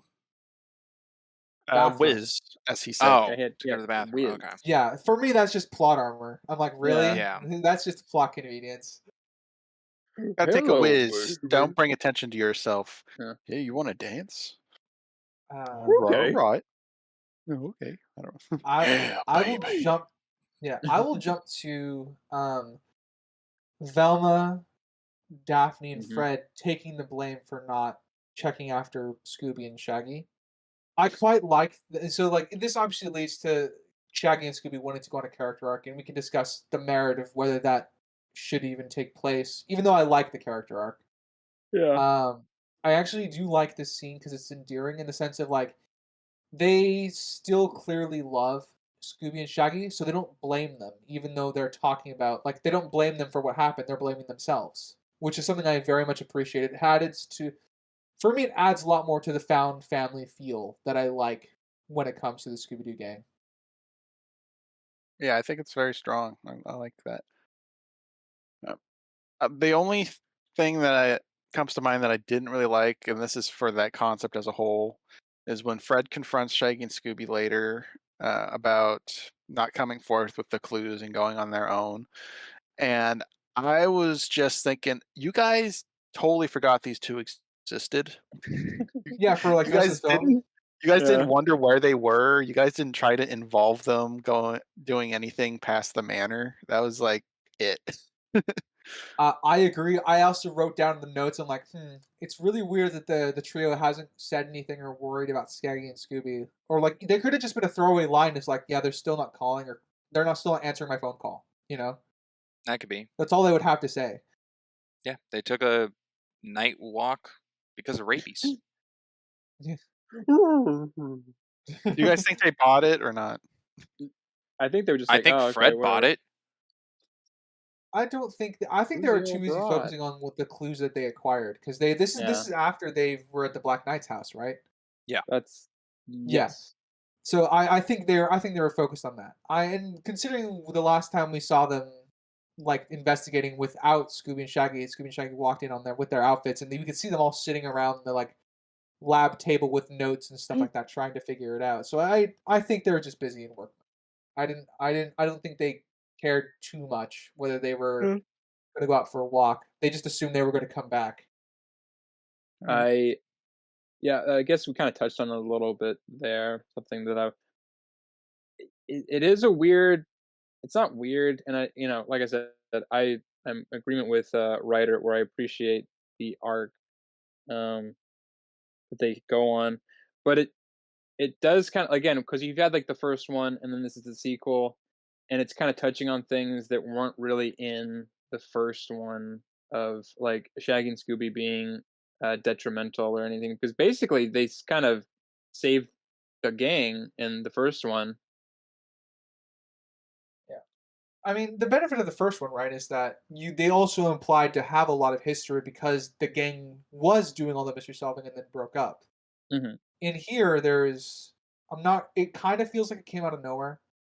I'm not. And mind you, I actually do like the arc. I think it's very sweet, the culmination of it and everything. I'm just like I said, we can debate the merit of whether they needed to have the arc. Yeah, that's kind of my thing. Where I'm like, I appreciate the arc. I like it. I think it works very well, but just with having this be a sequel, that kind of doesn't make as much sense overall. But like I said, if we're taking it kind of as itself, which I mean, in some ways we can, in some ways we can't. It's fine. It's not a huge issue for me, but it is something where I was kind of watching. I was like, haven't seen It's this not back to as back. Yeah, it's Yeah. not as bad as like a character progression, but I would probably call it a character contrivance because they clearly wanted to give these characters this arc, and they could. It's just, like I said, it's just a little bit off. I Mhm. just don't know where they would have laid the groundwork in the first one for it because there wasn't a lot of group interactions, and when they were together, it was more reactive to the events transpiring and less about their inner issues or group dynamics. Which leads to an interesting question. Even though that these films are made by the same writer, director, and have the same cast, is this like in the same universe? To the first one? Yeah. The reason I'm asking this question is because we had a debate like of a timeline of what the other animated films were, and it's very loose. So I guess my next philosophical question is obviously I think it's intended to be in the same universe as the first one. But there's also, I think, plenty of room to just assume that they are different universes. Because in this one, the are super rich, super famous. They've got a giant like warehouse that they've turned into like a big mansion where they as their headquarters, which is Well, very far cry from the first one. there's one line which grounds this as a follow up to the first one, and it's at the end with the Jacobo reveal where Shaggy has the helmet on and Mhm. Scooby grabs the mic and says Mary Jane in a mask and hits him. And Mary Jane was the girl, right? That was Yeah. Yeah, okay. like that's my favorite name. Yeah. Okay. But everything else is pretty divorced from the first film, but that one kind of cements it as it did happen. Okay. Yeah, I was just curious because, like I said, there's been wiggle room in all the previous films and Yeah, stuff like that. So I was just curious to see if we all felt the same about this. and I I know. feel that Yeah, it is one to one, like it is direct sequel, but it feels so loose to the first one. Yeah, like I said, that's why I brought it up because it's like we technically could find how to connect like everything to Zombie Island, the animated films. I mean, but they're all very loosely connected outside of like maybe one singular reference and stuff like that. And that's kind of what this feels like, and even though it uses obviously the same actors and stuff like that. yeah. You could watch this by itself and not know there was a previous film. Oh Yeah. yeah, 100%. Yeah. Yeah.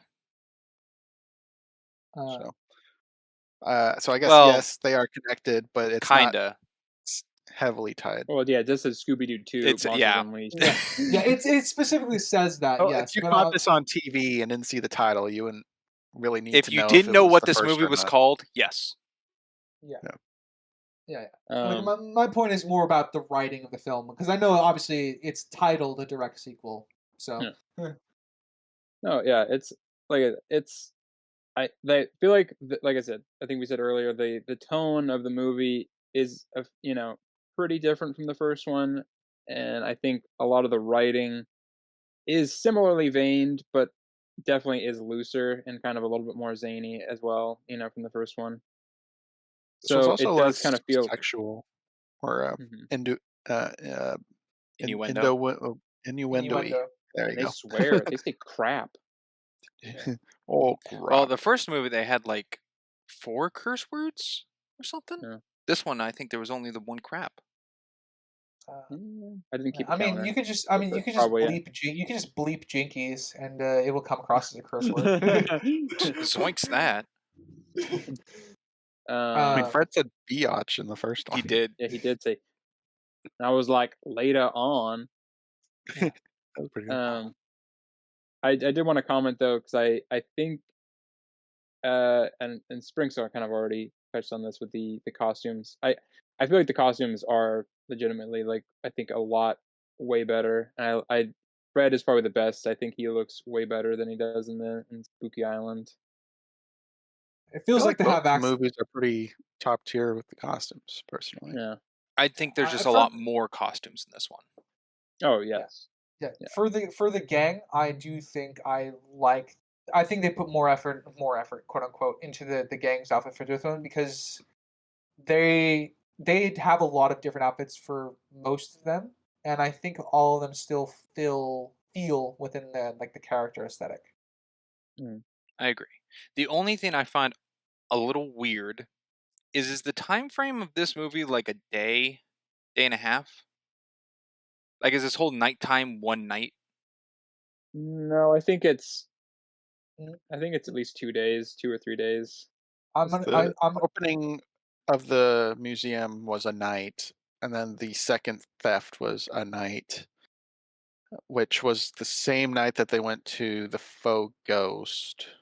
And they Yeah. So, went to Owen Winkle's and it was bright out, so that's at Yeah, least a that's the day. day.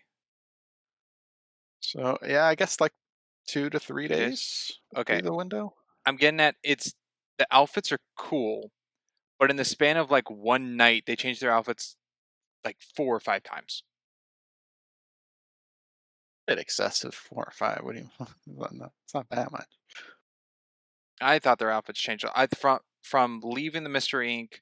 to going to the museum where it's stolen, everything's stolen, to then going to the hideout, to then going to the mining town. I think Fred's in 4 different outfits. I don't. uh, I don't have a I calendar in mean, front of me, so I can't. the opening of the museum, they're in like gala, not gala Yeah, attire, but like you know what I mean, dress up, black dressed Yeah, up. tie.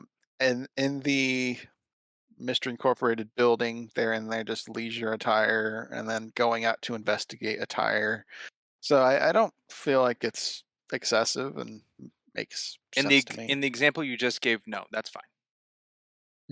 But But the what other would be the 5 other times, example? The one I gave where it's in the span of one night. What you gave was one night, then the next day, and then going into that said second day night. Then I don't know this 4 or 5 within the time span you're referencing, Okay. because When that I, implies they changed like 10 times, and I don't think they yeah. do. When I said the hideout, I don't mean their like super fancy one. I mean the old one that they had to go to, their old high school one. Mhm. I I don't I feel like they all were pretty much wearing. I mean, they did change outfits. I'm not gonna, but I don't feel like they changed it as much as like you're implying they did. Don't know. Let's see. How's the Springs right now? Let's go with Ryder. Uh, I will jump to, I guess, because I was talking about the what I think about the character arc that Shaggy and Scooby went on. The one character arc I didn't quite like was Daphne's. Because Mm. which what I mean by that is that she like was told by Heather that she's the useless one, and the reason I took issue with that is because she already proved her worth in this film by fighting the Black Knight. So it was weird that she took a confidence hit from that. I Well, we think kind of know that the way she she's was very. going with like her role isn't the fighter. She was helpful, but that's not really her role. So I think her character issue was that she doesn't really have a role. She kind of just is around and can help when she Which can. is interesting because Shaggy and Which is Scooby are dealing with the same thing. yeah, They don't really have a role. yeah, and what makes that weirder though, Crimson, is that she also got them out of the cage in like the Black Knight's basement or whatever, or Mm. the Winkles. Winkle's house. Thank you. Yeah, So like Winkles. for me, like she was already contributing too much to have that feeling because she whether it doesn't matter if Heather knows it, she knows it. So it was just weird that she kind of just forgot that she's helpful and useful, which means she does I have a role. It's just not clearly defined. I think it was the combination of her saying that to her and then her seemingly being incorrect about, the news reporter, um, like, not actually being the one because she was so sure of it. Um, I don't know if that really bumps it up for you at all, but I'm like I I, said, it's moved into conflicted for me. mm, Like I can see an element in the same way I could see like why they would want to put Shaggy and Scooby on this arc. I could see why they might want to do this for Daphne too. It's still a little odd to me that they I guess the placement of the choice because she's already proven her use multiple times at this point in the story. So her feeling like she doesn't have a role just comes out as a little odd. mm, I guess just comes to Do you read her as seeing herself as not useful or just not having a place? Because I view it as more as not having a place because she is useful, and I mean throughout the whole film. I It's well, if so it I'm it's more stuck on the place if bit. it's the place one, I think that would then start tying into like, well, why wouldn't she feel like she has her place even though she's currently dating Fred theoretically? Hmm. Well, I mean, Because her and what Fred, place would that be? Girlfriend well, of because Fred? her, yeah, well, I Girlfriend of mean, Hawkeye. not saying that it's like that. Just saying that makes her feel more belonged technically, because their relationship is, has moved on a little bit from where it is in Spooky Island. Yeah, their relationship did move a bit. Yeah, so like something about this feels off to me. So like I get like there's gonna be for me if it's she doesn't feel like she has a role, I have a sort of different issue with that than more of it her being useful because I obviously think she's proved her uses, and then I still think there's still enough reason to kind of excuse away the role aspect as well because of her relationship with Fred directly, which should make her feel like she belongs Well, even if in it was theory. the feeling useless or something like that, I think the talk with Velma about insecurities would kind of bolster the point where she sees that even if the outside, being us or the gang, see her as useful to herself, she might not be. Because Yeah. she doesn't feel beautiful, even though I feel like most people would say she is. Yeah, yeah. So even There's if a we thing see about she's self-perception. useful, Yeah. she might not see herself as useful. So and they All right, might yeah, have I'm laid the not. groundwork for that mentality of Um, her.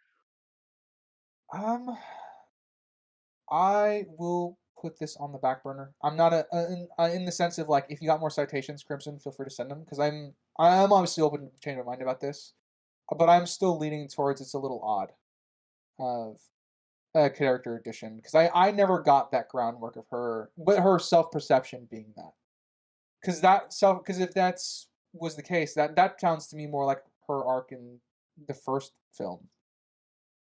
Yeah, I mean, she's certainly not on the hunt for self-independence or whatever in this one, Yeah. Well, her Huh? arc was like What? she didn't want to be the or damsel in distress, self-reliance, not right? Yeah. self-independence. Yeah, self-reliance. So, yeah, like I said, like if you can come up with more examples of them laying groundwork in this film, I would greatly appreciate. I'm like my mind's open to change. It's just where I'm at right now, I guess, on her character arc there. Again, I like how it resolves. I just question more so of her than Shaggy and Scooby the necessity of it. What do the other two think of that point?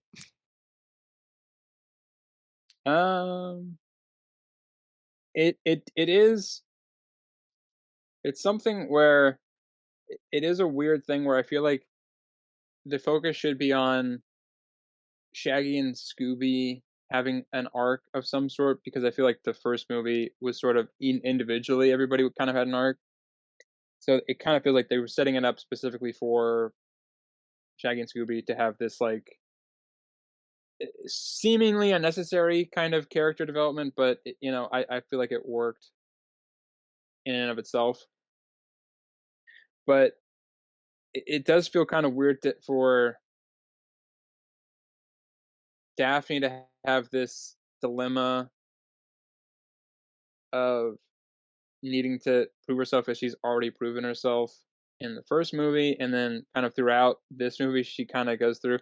I I'm willing to have her kind of have doubt about it, but it is kind of interesting that it becomes a very focused, focal point of this instead of just kind of like uh, an idea. I don't know. Springs. That's yeah. I agree with both of you. That's what I'll say. With the arc of Daphne in this one, I do think it's stronger and goes off of Spooky Island of being the damsel in distress kind of role and how that was at the beginning of Spooky Island for her, and then she kind of just did the thing of like I'll solve it on my own, kind of split from the game, which is kind of the Scooby and Shaggy a little in this one of like, oh, let's think like the gang members and solve the mystery and not be screw ups. Daphne takes more initiative in this one to go out of her way to get information of, like, when Heather is making the newscast, Daphne herself goes out to talk to her about it.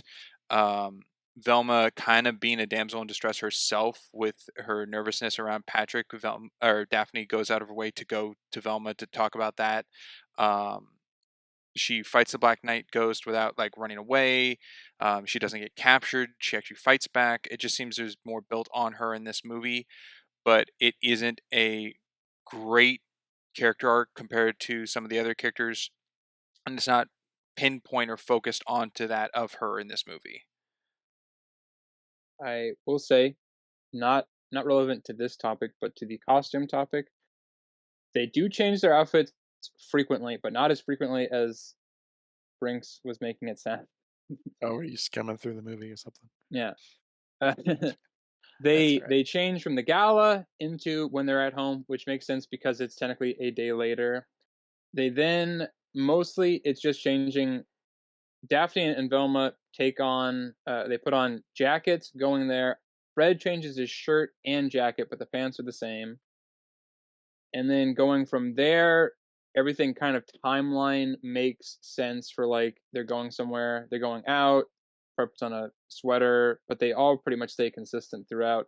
The only difference is Fred changes his jacket when they go to the hideout. Instead of wearing the puffer, he then was wearing like the denim thing. But pretty much they stick with it. It's not, like 4 times a day kind of thing. I guess on costumes again, the monsters revert to their costume form by the end, and begs the question: the con candy glob. Does Shaggy and Scooby have whatever material that costume was made of in their stomachs now? I would think so. Yes, and it's disgusting. And should Shaggy get his stomach pumped? Well, No, don't know what it was you should made leave out it of. in there. Probably No, not good for you. I didn't consider that. That's funny. I don't know if I have any commentary on that. I think that's just funny. And then I just don't know how the 1,000-volt ghost would reconstitute either, but Well, that's that's a weird something idea else. in of itself, yeah. I have no idea on that one. Well, if it Um, exploded and its particles could just turn into like dust. Oh, you think it just That's got what most of shredded them up do, they just everywhere? turn into Could dust, be, yeah. yeah. With how Yeah, the because I Black would Knight and imagine that the night. exploded. I guess that makes sense for the Well, that 1,000-volt museum is ghost. not getting its costumes back. Not all of them. Mhm. Which I found very interesting that the mystery gang were able to keep the evidence of all these crimes they were solving. they were just that Well, trusted by Coolsville. yeah. Well, I guess it was, like, just the costume, so it would be like, it wasn't like DNA or, like, fingerprints or anything, I guess. Was it That's actually still kept by the all kept gang, away. or is it just a? Yeah, they owned it and donated it to the museum. Oh, okay. Well, Yeah, that was the whole thing, yeah. Yeah, they said the mystery gang donated it to the museum, so they owned them. I mean, it could have been in police lockup, but they had full, like, ability to do something with it if they wanted to, I guess, but that would also be weird. That's very weird and would need reasons. Yeah. I guess mystery solving is also trophy hunting. I guess so in Coolsville. Yeah. There's really no I mean, it was only really in the I don't think was there police in the first one at all? I don't remember. Well, It would there's have just been quote Luna unquote Ghost. Coast Guard. Yeah, Yeah, that was the whole thing. yeah. I don't think there's police. They just arrive at the end to put him in the chopper. Yeah. Okay, is there police in the Luna Ghost? I think there is. That's what I was like, that was the With only the paparazzi, I think the police are yeah. there. Oh, We with do have some Paris Kind of a lot of Hilton. sheriffs. people in that. We do have some sheriffs and stuff like that show up, but Yeah. Um, Yeah, there's police in this as well at the yeah, end it's and just very, during the second break-in. There's police um, outside. doesn't really have I will say this movie does get a lower score because there's no Melvin Dew. Where is he? There is no Melvin Dew. There's no There's Mr. no Do. Melvin Dew. Good point. He was actually in the faux faux ghost. Was he? He was in the faux ghost. No, he was That not. that would have been something. That would have been funny. Yeah, He's that would just have been a chilling good pull. there. Everyone else is a bad guy, and he's just like, "Hey, I'm just chilling. I'm hanging out here." Hey, that actually would have worked because then there would have been like, it's Scooby, it's It it's Dew, it would have and been funny if he was on the Melvin phone. Dew. If he was It like does on work a a phone lot. call in the background. Yeah. Oh, it'd be funny if like someone went up to him like, "So what were you?" "I was possessed by a demon, man. I'm bad to the bone," or something. I don't know. And then George Thorogood plays. Ooh, Um, Something I guess Wait, never serious that mind. I want to touch on. Mhm. You go next. Because we've kind of gone back and forth with some of the costume monsters and things. Something that I caught that I felt like was a little bit of an issue was they have, well, it's a two-parter. So the Flying Dutchman, we'll call it, the ship. Where's the costume for that? Where does that come from? And two, the tar monster capturing like 20 people and then not being able to capture the gang all at once. Well, and where'd the horse come from as well Well, yeah, for that's yeah, the three-parter the there. dress? All right, discuss. Plot armor. The Dutchman, that would be cool if it was a display in the museum, but yeah, I agree that one came out of nowhere. So Tower Monster I attribute to plot armor. I attribute the Dutchman to plot contrivance, and the horse is for the same reason there's a motorcycle there. They wanted to play under the rule cool. All I can really say is Jacobo made these things, and it wasn't from the museum. Like he made the ghost horse and then brought it to life, and the ghost Yeah, ship, What, I a guess. giant but the ship? ship, yeah, Holy how does that fuck. fit? Yeah. I don't know. I'm trying to fit it within possibility. I He mean, did have time. so Um, there's an interesting thing about the ship though. The faux ghost, the where the trash is everything, that's on a barge. Yeah. So there is a lake or harbor there. There could have been like a museum ship that he decided to just make real. Yeah. But I, possibly. anyway, I'm not against him being able to do it. I just kind of it also it creates issues with the level that this like science slash magic is capable of that they don't really gonna go into. tell you what, it's impressive that he managed to get that ship into his machine. Oh yes, 100%. It is. It is very impressive. That I think is the Oh, main thing. he did it piece by piece. Oh, I see. Like he did the He bow had to build it first. later. Oh, I see. I see.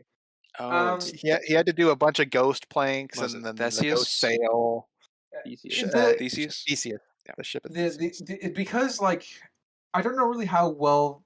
Well, I guess with Tar Monster, I guess it kind of works as an extension. So maybe bringing back the ghost or like the ghost itself. So like he brought back the pirate. That's what allowed him to bring back the ship by extension. Because like bringing back making the Tar Monster like a living being doesn't necessarily conducive to being able to make like a giant pool of tar that he can swallow people into. So there might be kind of like you brought back a part of the legend, so the rest of the legend comes with it. See, the I weird mean, thing you is got the that cotton candy and 1,000-volt yeah, ghost, which are larger than their costume counterparts. Well, that's built Yes. of mass. yeah. Like the more uh, electricity that the 10,000-volt ghost intakes, the larger his size can be. At least that's how I see Well, that. Or a cotton yeah. I candy mean, glob being it's kind of out of yeah, thin air. yeah. It's kind of similar to what I was talking about. Like the costumes for statues because they do take like there's a certain kind of mass that they just really wouldn't be able to like probably duplicate in the same way to illustrate the costume itself. But yeah, it does create it. There's just really no limit on the thing itself. So then it kind of create like okay, what so if you could make a costume into a real thing, could you make any bits of clothes into like a real person? Oh, you could go crazy with this, where you could make like a radiation monster, bring it into life, and it can just destroy a town from radiation or something. Like Yeah. This you got could We'll call, really we'll go call it crazy. Chernobyl. this got flukes, fooglies all over it, Yeah. kind of machine. Yeah, like I said, it just that was like it's way too powerful where it kind of creates a problem where like what is there's no really limit on this thing because we don't really know how it works per se. What if you put a living thing in? Yeah, what happens then? It turns into an unliving thing. That would be It's something. definitely Turns into a like costume. soft magic rules apply pretty much Yeah. to this. Yeah, because they don't explain squat other than it uses randomonium, which is great name. Well, listen, it's better than Unobtainium. Objectinium. Transformium, Unobtainium. Randomonium. Thank you, James Cameron, for bringing a fucking meme to life with that. But yeah, again, like it's I was like, yeah, I know plot armor, like it's but it because it's not a scene where like you really need to show off like how powerful they are. Like you just need to show that they are a force. So it's just like Yeah. you don't want to like. I guess okay. They go on a tangent. I hope not. But it's like if you have a movie with somebody with like super speed and you show them being like really cool and badass, then they're too powerful because they can literally do anything. Yeah, the Flash struggles with that. The show eventually Yeah, starts yeah, not the struggling with that movie. Yeah. problem. Yeah, where like okay, then it's like having a I don't know, like It's Watchmen, just like Doctor power Manhattan, who's scaling. basically like a god. Like then there's no like threat. There's no you can't put a cap on it. You know. The machine doesn't just bring cosms to life; it gives them abilities, which is Yeah, the limitless part of what's possible happens. And we have different types of ghosts in this visually. Like the 49er ghost looks different than the uh, Captain Cutler ghost. yeah, Different glows, different visual effects. So they are different while still being ghosts. So the different elements in play. Don't know. yeah. I feel like the rules, and I know we kind of harp on that, especially with these magic or kind of science. That's the other thing. It's like science and magic like mixed together, which is then creates a whole thing. I don't really want to go into. Um, but it's something where I was like, I just I don't like stuff where it does that where it's like, okay, I'm fine if there's plot armor, but I don't want to see like the plot armor. I don't want to see the plot armor, right? I want it to be organic, you know. I don't want to like see Well, the then guy it's not capture plot like armor 20 anymore. people and then not be able to capture 4 people for some reason. Oh, Tar Oh, Monster's OP. oh yeah, Absolutely. Yeah. Tarmasters are P. Yes. There's a couple instances of plot armor. Daphne survives, uh, Yeah. and Fred also survives getting hit with the joust, Yeah, the, the lance. the lance. Uh, Yeah. The uh, lamp. there's a reason I picked Tar Monster for our baseball draft. He's strong. Which now Ryder gets to understand this power for him. I do, yeah. I still think my team can wreck yours, but it's fine. I mean, if Tar Monster covers the whole field in tar and he touches the ball, the whole field's him. So if you're touching the ground, you're out. So it's that But simple. that's where you have people who levitate off the ground. Well, then they're not running anymore. And then they have to touch the base. I could just cover the base in tar, and then they're touching. It's too easy.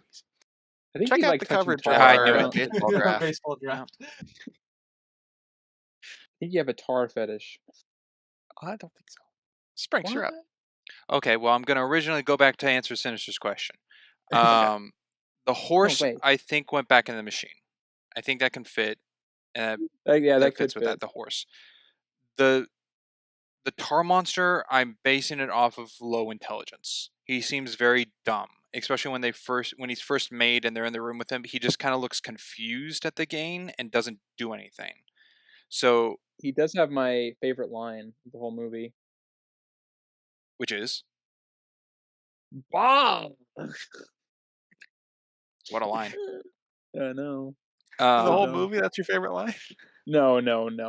It's Oh, okay. Oh, that's comical. Sinister's favorite tar monster line. all right. But I think it's just played off of intelligence and what the evil masked man does, and kind of like controls tar monster to do more. So sets his power. So like the dramatic effect of one by one at the end, easily the tar monster, if smarter, could just get them all in one go, but is doing one by one to just dramatize it. The Flying Dutchman ship, being that it has the radiant green ghost effect that all these monsters have, of stating that like they went through the machine and they're this ghostly effect, is kind of the main question I have with it, that it is then a real ship, because without that look, that green coloring, I could just go with that's the actual Redbeard ship he uses and levitates on, and then it's just like it wasn't shown in the museum, but it's stored somewhere and it's being used, because that's an actual thing like Redbeard has. But the glow of it makes it come across that it went through the machine and became a real ghost ship. And that it's flying over the roads. But Redbeard's ship flies, like the normal one. That's not, the real one. It didn't go through a machine. Everything previously doesn't go through the machine. The machine's for this movie. How did it fly in the cartoon? Didn't it fly in the cartoon? They see it like through the fog, I and don't it's like above remember. the water. And then they're on the ship, and Redbeard's like laughing at Shaggy and Scooby, and they're going in the barrel kind of thing, back and forth Yeah, on the but deck. I think what he was asking is how does it how How does does it it fly? I fly? can't remember. Yeah. Because the cartoons usually explain that Yeah. stuff. So I don't There was some. remember the The episode. I'm looking I it remember up. the fog was fake. It was dry ice in the captain's quarters. Ghost of Redbeard. But anyway, it has So, that I green don't glow remember. effect in this movie, meaning it was the machine activated somehow, and that they just completely skip over. I don't think he had a ship. Like a ship. Like I don't think it flew. It was just on a random boat. I don't know. I don't I remember think the he had a episode. boat. I don't think it flew. Not seeing I anything. thought it was a flying ship, but then again, I haven't seen that episode in years. Yeah, and this is just in. It's like I said, Redbeard was supposed to be in this, and this was part of that, but they kept this particular part of that ghost for some reason. It was weird. Well, the villain's like perusing around and saying, "Surrender the mystery gang." Yes, bring them to me. That was to the monsters, but yeah, just a remnant of cut content, which now There brings is up a ship. an It does not error. fly. Okay, Doesn't fly. Does not fly. It's on the water. well then I guess I wouldn't need an explanation of how a boat floats on that one. Oh, it's a boat. It floats.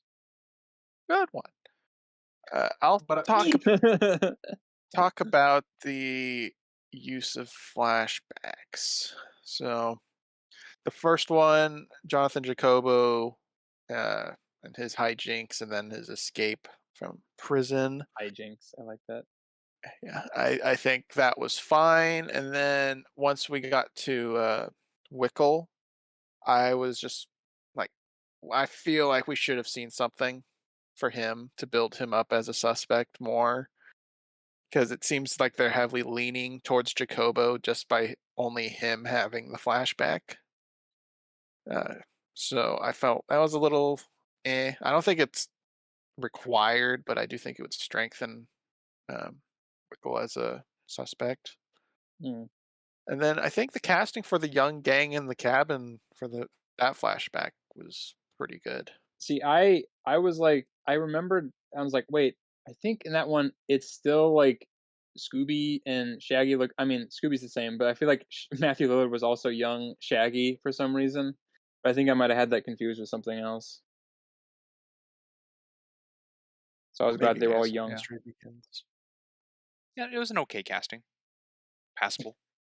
I think Shaggy and Fred were played by the same guy because they both had the exact same eyebrows. Could have been Why brothers. not?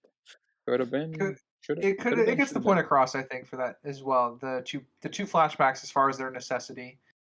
You got the kind of nostalgic them as kids growing up to as a at a I would be perceived low point in the story. And you have the other one giving flashback to the villain, but as one of the suspects. Yeah, I do think an Old Man Wickle one would have been good, and it wouldn't have added too much or anything to the like him like, "I'm gonna get you, Mister," I don't. I mean, obviously he would have said that, but it would have kind of let kind of give him more weight. Or combine them in the same flashback, because the Hmm. mystery gang thought they were friends, and then obviously they weren't friends in prison because the tater tots and the You I said forgot you what were the show getting was. puffy. My Fair Lady. My Fair Lady. So they became I was enemies in always a prison. better Eliza. You were too acty. Yeah. So I think they could have incorporated him within the Jacobo flashbacks. Didn't do that. Shoulda, coulda, woulda, Woulda. woulda.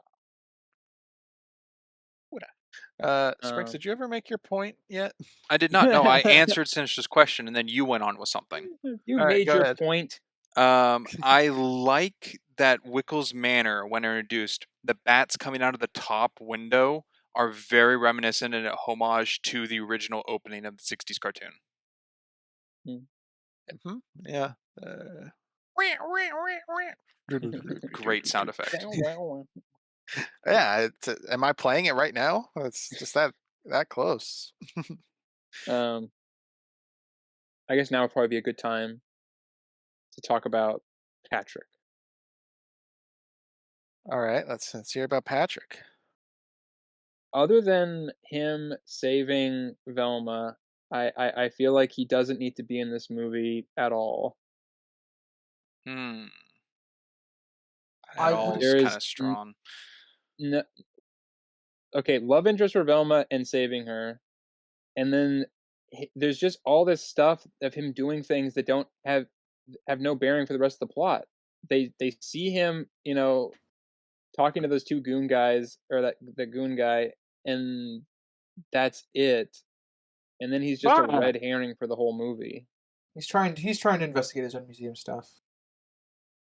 Um, Yeah, but it doesn't really feel like it fits his character at all. Is Patrick the kid in the photo with Jacobo? we never get an answer if the shrine of Jacobo was Patrick Yeah, that is or a whole weird Jacobo thing. himself building a shrine to himself. Uh, so it could be. I don't know, because my issue with that is, how did Patrick find the shrine? Because we don't get anything on his investigation past the interrogation at the faux ghost. That's actually my biggest issue with Patrick is his teleportation. yeah, I don't really think he's removable because I think he does add a lot of dynamism specifically to Daphne and Velma's relationship that I think is worthwhile of keeping him in the film. But yeah, I think his biggest issue is the teleportation. That would be my pick as well. He's fine and Uh, content when he's with the mystery gang in the mystery machine, but then teleporting to the Fox Ghost and then to the mining place and the Jacobo Shrine, and then he's just kind of all over, or how he got Um, to their place yeah, to begin with. I will clarify. My problem with him isn't that he doesn't do anything. My problem is that anything that he's a part of doesn't really have an ending that's satisfying or makes kind of sense for the character.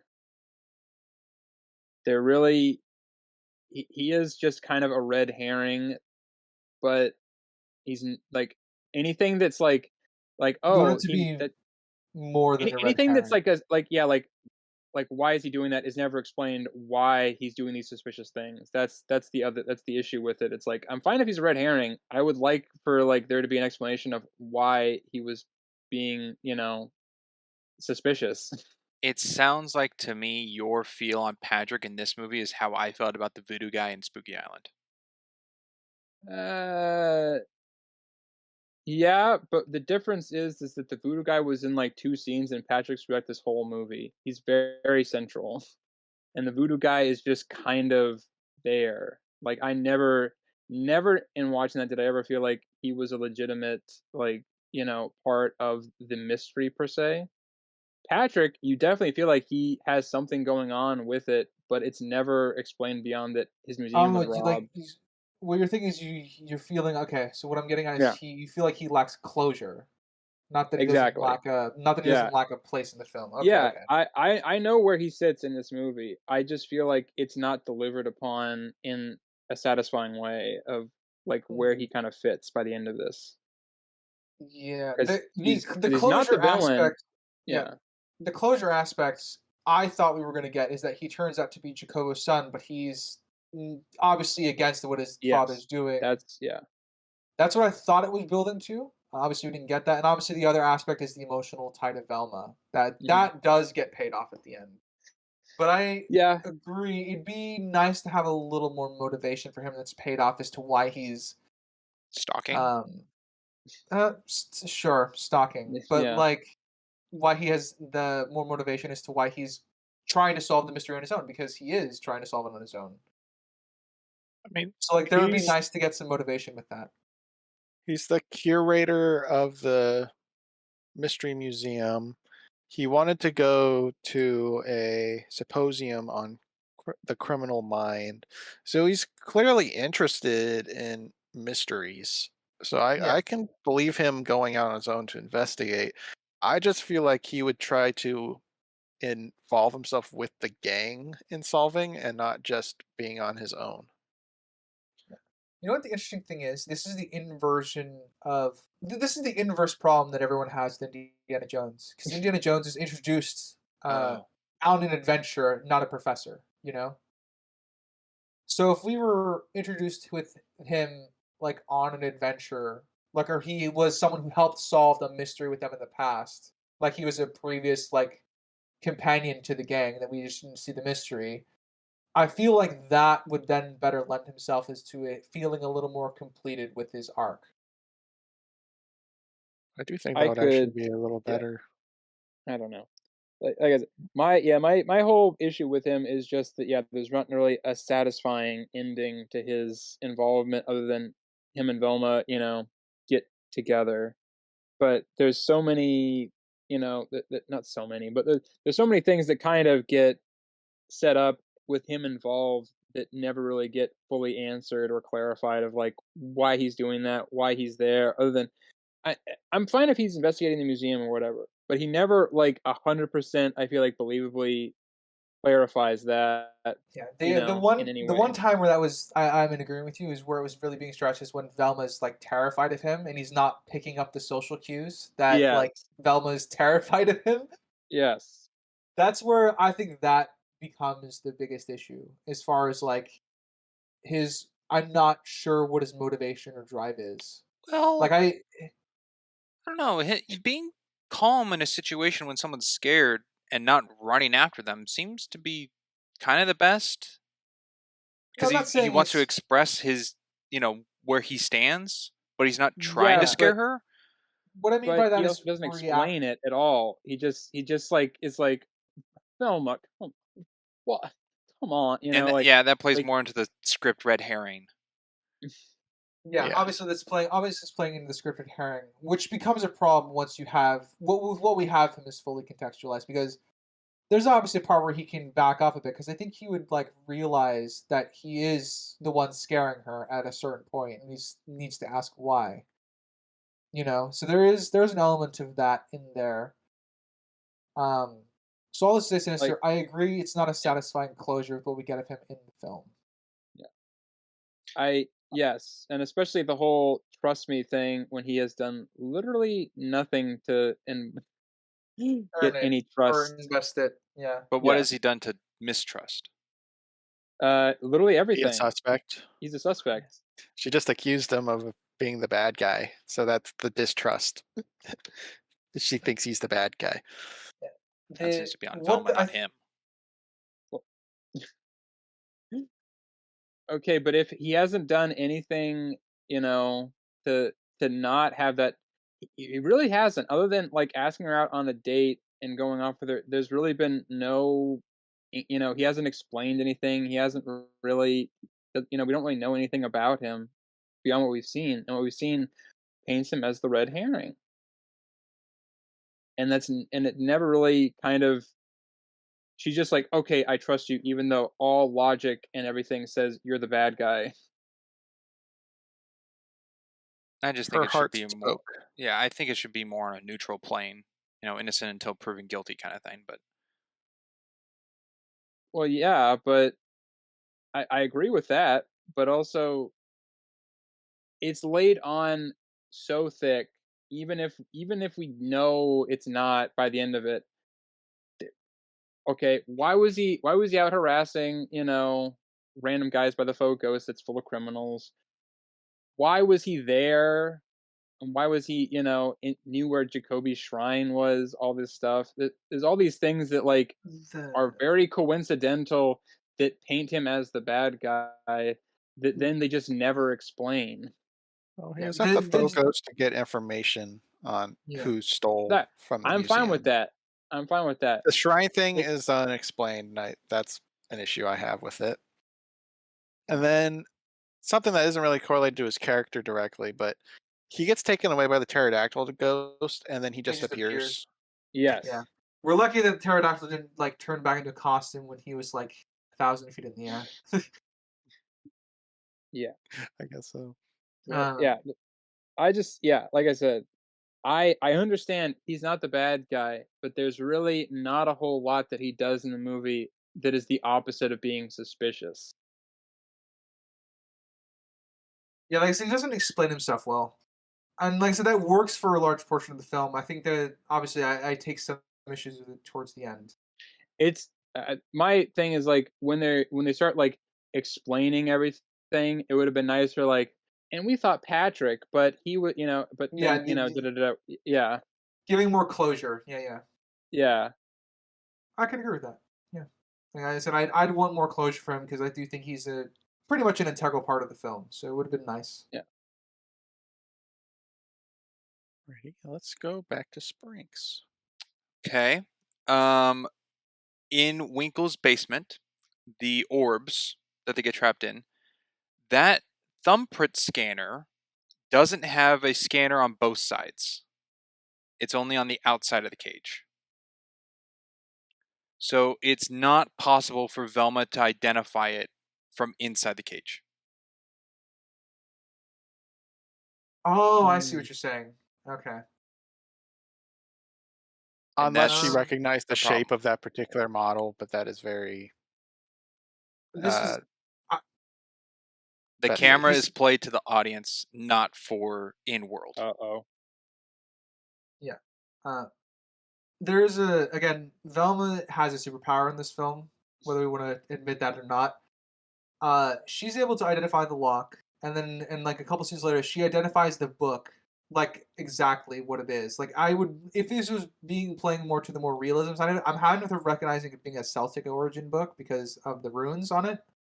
But she identifies the book exactly, so she does True. Secret have a Society. That could go within a little more. I mean, she can read the runes later on the door, so it seems she is knowledgeable enough to be a little more in that, but it doesn't explain like her actually researching into it after like the pterodactyl scale or anything.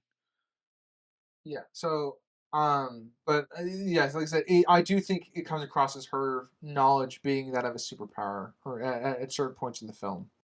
I Which is fine, they're Yeah. consistent with it, I think, but It's Well, that cartoony bit. my issue with that scene more so than like her being able to identify the lock is that she doesn't understand like how you can get a fingerprint off of something, whereas Daphne does.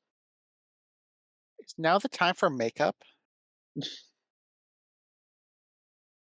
Um, I didn't have too much of an issue with that, the makeup thing, but I think the Well, I, makeup I'll I guess that's like I said, that in and of itself is not an issue. But then with your examples of like time she's has hyper awareness of everything, then it becomes an issue because it's a very you know it's a blind spot where she has no blind spots.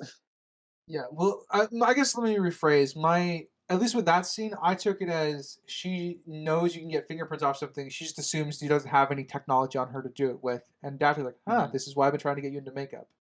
Okay. That's kind of how I took that particular conversation. I can accept that. And on the topic of these rolling cages, I think this is the worst effects with green screening in particular. When they're all getting Yes. dumped or slide into the cage, there's a very, very apparent green outline on them from the green screen that I don't really see elsewhere in the film. It's predominantly just here, It was but it's probably quite blatant. it was probably because it was had to be so fast. I'm Yeah, sure I'm, it I'm, was. I'm sure it's that, Yeah. but it's present. Mhm. And Interesting. then Uh, I noticed interesting. it. Uh-oh. I noticed it too, but it is not where I would say is the worst green screen. Uh-oh. All right, let's Does he hear have it. a That's fine. screenshot to share? No, to me, my worst screen screen I Oh. think in the movie is when Shaggy's in girl body looking through the fridge and his head is not synced at all and it's very choppy with the body movement. Well, that's a tech. I think that's less of a green That's more screen of a and more of just compositing issue, I think. yeah, yeah. I do think they did okay for early 2000s as far as compositing that on, because obviously it's not like Chris Evans on Tiny Steve Rogers. Um, but it's obviously I think Yeah. they did an okay job with it, because I'm usually when it comes to that sort of animation, a lot of it can come down to the just technology available at the era. And I'm trying to think of, I'm not sure I can think of anything where it was like things were that composited. That might be one of the this might be Yes. one of the earlier benchmarks for it. But I think Springs' argument would be if they can't do it well, they shouldn't do it. They could have done it from the back so you don't see his face. But you don't, then you wouldn't know Well, that it's a girl's body. there is From the one back after the shot. change? And yeah, it wouldn't be Yes, as obvious. when she's looking in the when he's looking in the mirror, and we're like looking at the back of the body. It actually the back of the body actually looks great. It's when obviously when he turns Uh, around to like face Scooby. That's when you can see a little of the compositing issue. Yes, but yeah. that's not the error. That's not the placement where I have this error for me. When you're Okay. talking about It's it within the when fridge, yeah, when the and camera's in the fridge and it's going down while the body's going down looking at all the vials and beakers and then going back Oh, up. From the you see the front face of Shaggy's face on the female body. You could just do that I whole thing will. from behind, focus on Scooby maybe and have both in a shot or something like that. or Uh, they filmed it like this because it was planned, and then when they actually got to do it, this was what they could do. They didn't know it would look like this by the end, so they didn't have the other shot because this was the plan. So I don't really have an issue, and I don't even think it's that bad. I was actually complimenting it. It isn't perfect by any stretch, but I wouldn't say it's bad either. Okay. Lots of behind the scenes things that we will never know. Um, I was also going to point out with the that robots 100% stole this. Robots? Robots. The animated movie. I'm confused on what you mean by stole it. oh, okay. Robots. I got it. Okay. The rolling balls. I'm still not picking up what you're putting down. The metal balls. Robots. The movie. Wheel well? I don't know how to be more clear. I feel like I'm being. I don't know how to explain it other than the metal balls. How many metal Robots the balls are in robots? I don't know. I haven't seen that movie in a while. Okay, how do they get around in that movie? They Walking? walk. They walk, and then they do something else. There's a whole transit system. Yeah, there's like a train. Okay, never mind. Moving All on. right, let's move on. Um, I Audience, please explain really what the hell that was. Oh, you're gonna feel really, really dumb afterwards because you're gonna probably look it up. I will jump to Daphne and Velma 's conversation over like um their Basically, like I just their relationship in this film, I think, is actually really really good. So it goes back to the gang dynamics being really really strong, the gang dynamics. And so like the conversation that the two of them have about her being afraid to kind of put her heart out there for museum guy, and I do think that is very very strong. Yeah, it's strong. And with Patrick, uh, it's I like how he was looking into Velma for who he perceived her to be at the museum of the mystery person, but then picked up on her being different because Daphne kind of influenced her. So I do like their relationship, and I like how Daphne is involved with it because it does shift their dynamic a little bit.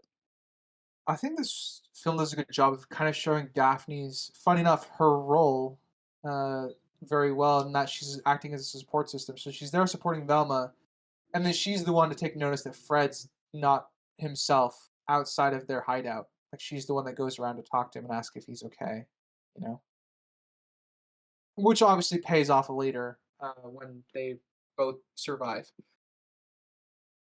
Mhm. Good character stuff. Neat.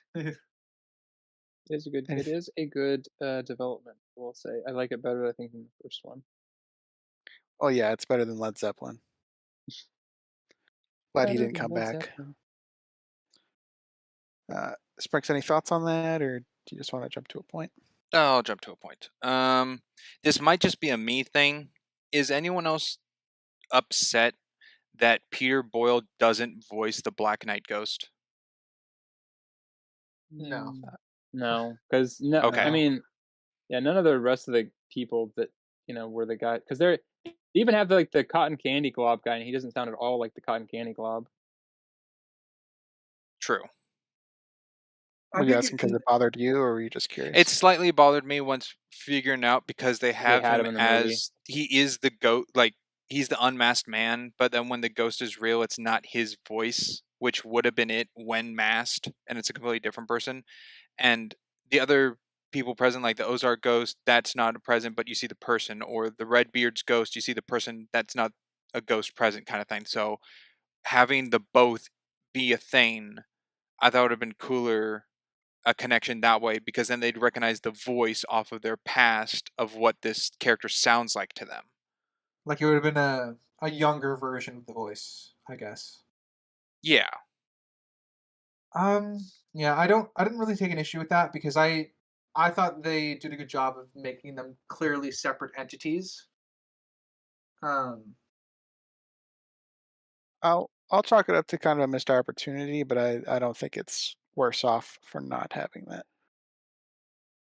Yeah, so I feel like he would change his voice because obviously if it was the same voice, he'd be like, "Oh, that's Old Man Winkles." But I know that. Well, yes, but everybody who knew him would also know that if he was doing the exact same voice, so it wouldn't really be a mystery. Oh, okay. To the audience sake, you're saying. Yes, Okay. yeah. I still think that's okay. It could play a little more into the suspect of Old Man Winkles that Shaggy and Scooby kind of take upon themselves. It just adds more layer of stuff. And do you guys feel like this is a pretty streamlined film? Do you think there's like fat, or do you think it's pretty Not fine? really. Kind of like, yeah, pretty much It's the only start to finish, it just goes. the only bloat I felt was during the dance sequence with them in Yes, their disguises. That was the only 100%. bloat I felt. I think everything else was pretty streamlined. It was point A, point B. It was very. I think I like this one better overall, in because it was very much characters driving the plot rather than like the plot driving the characters, which is kind of what I felt about Spooky Island. So it made the characters feel more like active players overall, which I think added to, I guess, the streamlined feeling for me. Obviously, the main exception for me here to this rule would be Patrick. As much as I am okay with him as a character, his teleporting does screw that flow up a little bit. Mhm. What about you, Spinks? I think there isn't very much fluff at all, but I do think the pacing is off. And I think it's weird because I think the pacing of a traditional movie like this is off and it isn't balanced. It just feels not choppy, but very like point A to point B to point C to point D, like just back to back to back to back. And to me, that fits to the adaptation of a cartoon because in the cartoon, it's like, oh, we found a clue. All right, that leads to the museum. And then they're at the museum kind of thing. There's no like travel point or talking point of the game to build more on that. And this movie feels more like that. And the points where they do have a scene of like solving or working together, they kind of compact it into that, but that compact I don't think is enough for what was touched on earlier about character arcs. Interesting way of looking at it. I kind of like that way of viewing it. So it's a little difficult. I don't know necessarily if I'm fully neutral on it because I like the more cartoon feel of an episode kind of feel to the movie that it's portraying, and it feels more of a homage to what it's coming from. But for a standalone movie, it feels off. Standalone Um, outside of this. No, yeah, just like the movie for what it is, kind of thing. Okay. yeah, I agree. The pacing would be off in a movie that was not doing this. I Like if think you went to it a is. theater the year this came out or the weekend it came out, and the other movies this movie was paired with, this movie might have like the worst pacing in comparison, kind of thing. All right. Yeah, I see that. Yeah. It's hard to put my. I guess it's hard to wrap my head around. I guess a little bit on that because I think it's well paced for what it's attempting to do. Because when you're solving a mystery, I guess your plot naturally is going to progress from point A to point B to point C because that's what's leading the characters along. Um, and I I don't know. I guess I'm neutral on it as well. Um, I guess going. Assuming everyone's done with that topic, everyone Yeah, good I with don't, that I one? don't have much to say on it. Yeah. Uh, the back to the visual effects.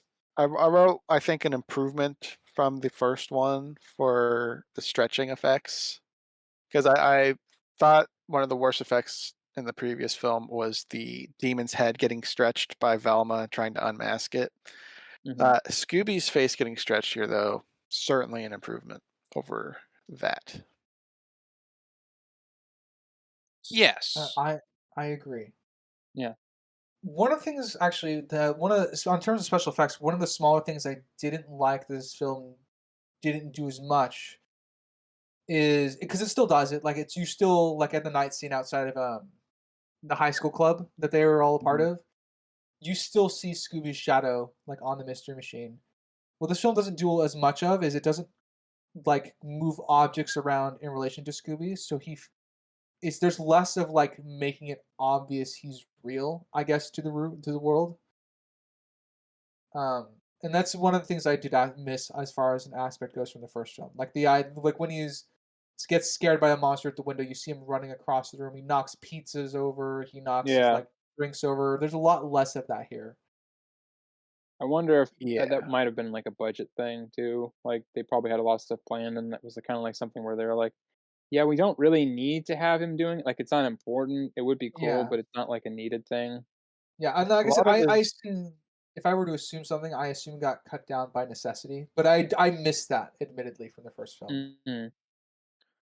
yeah, a lot of his high energy scenes in this film are usually involved with CG moments or monsters.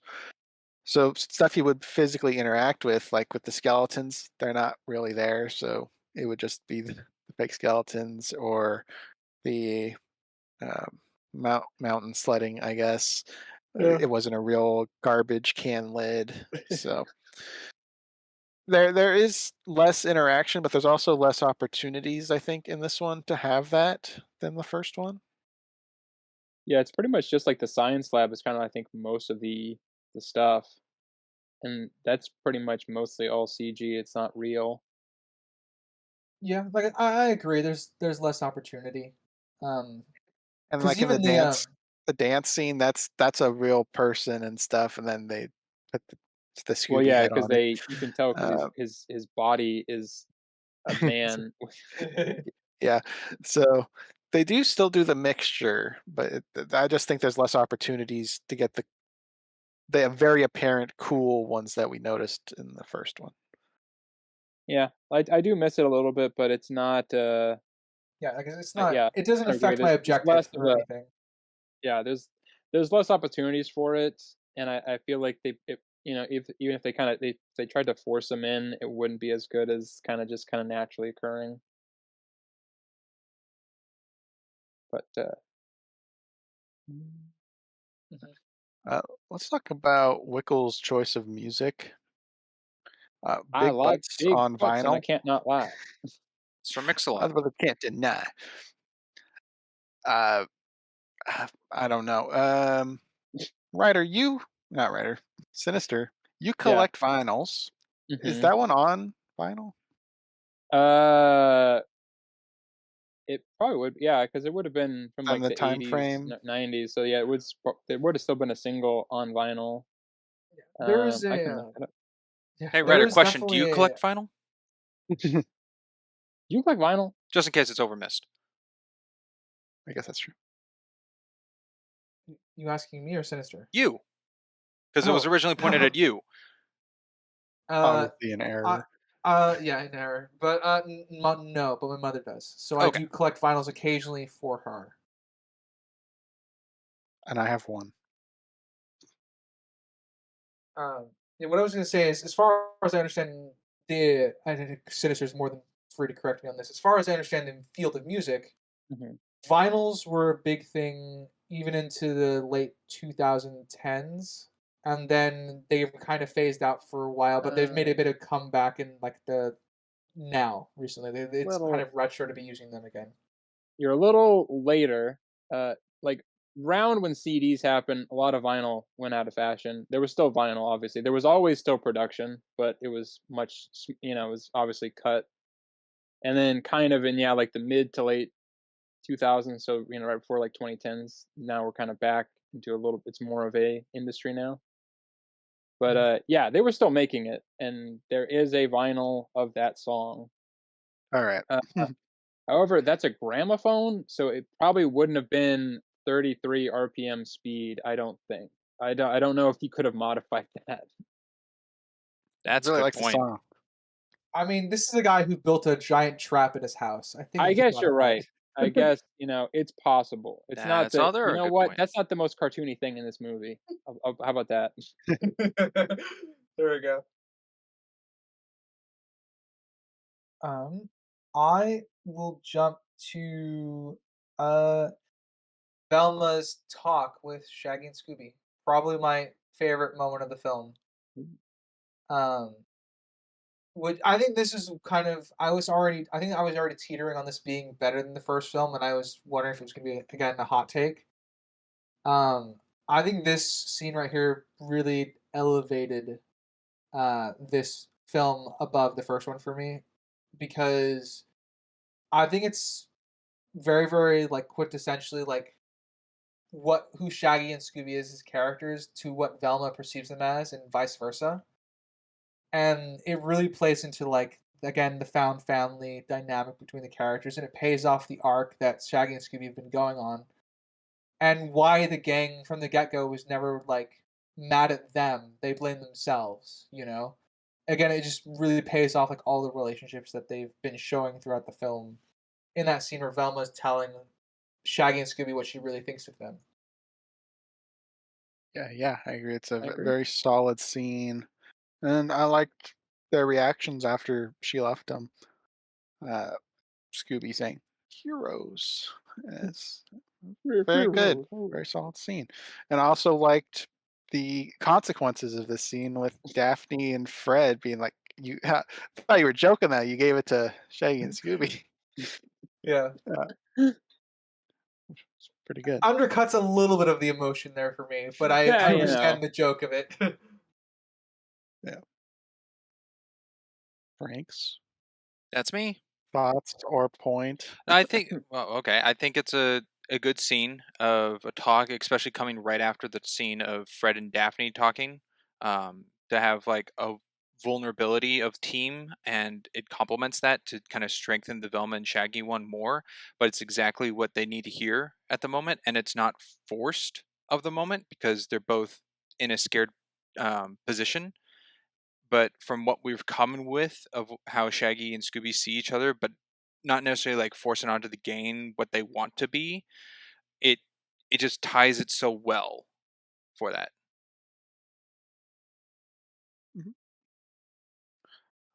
And I guess you can also make a point.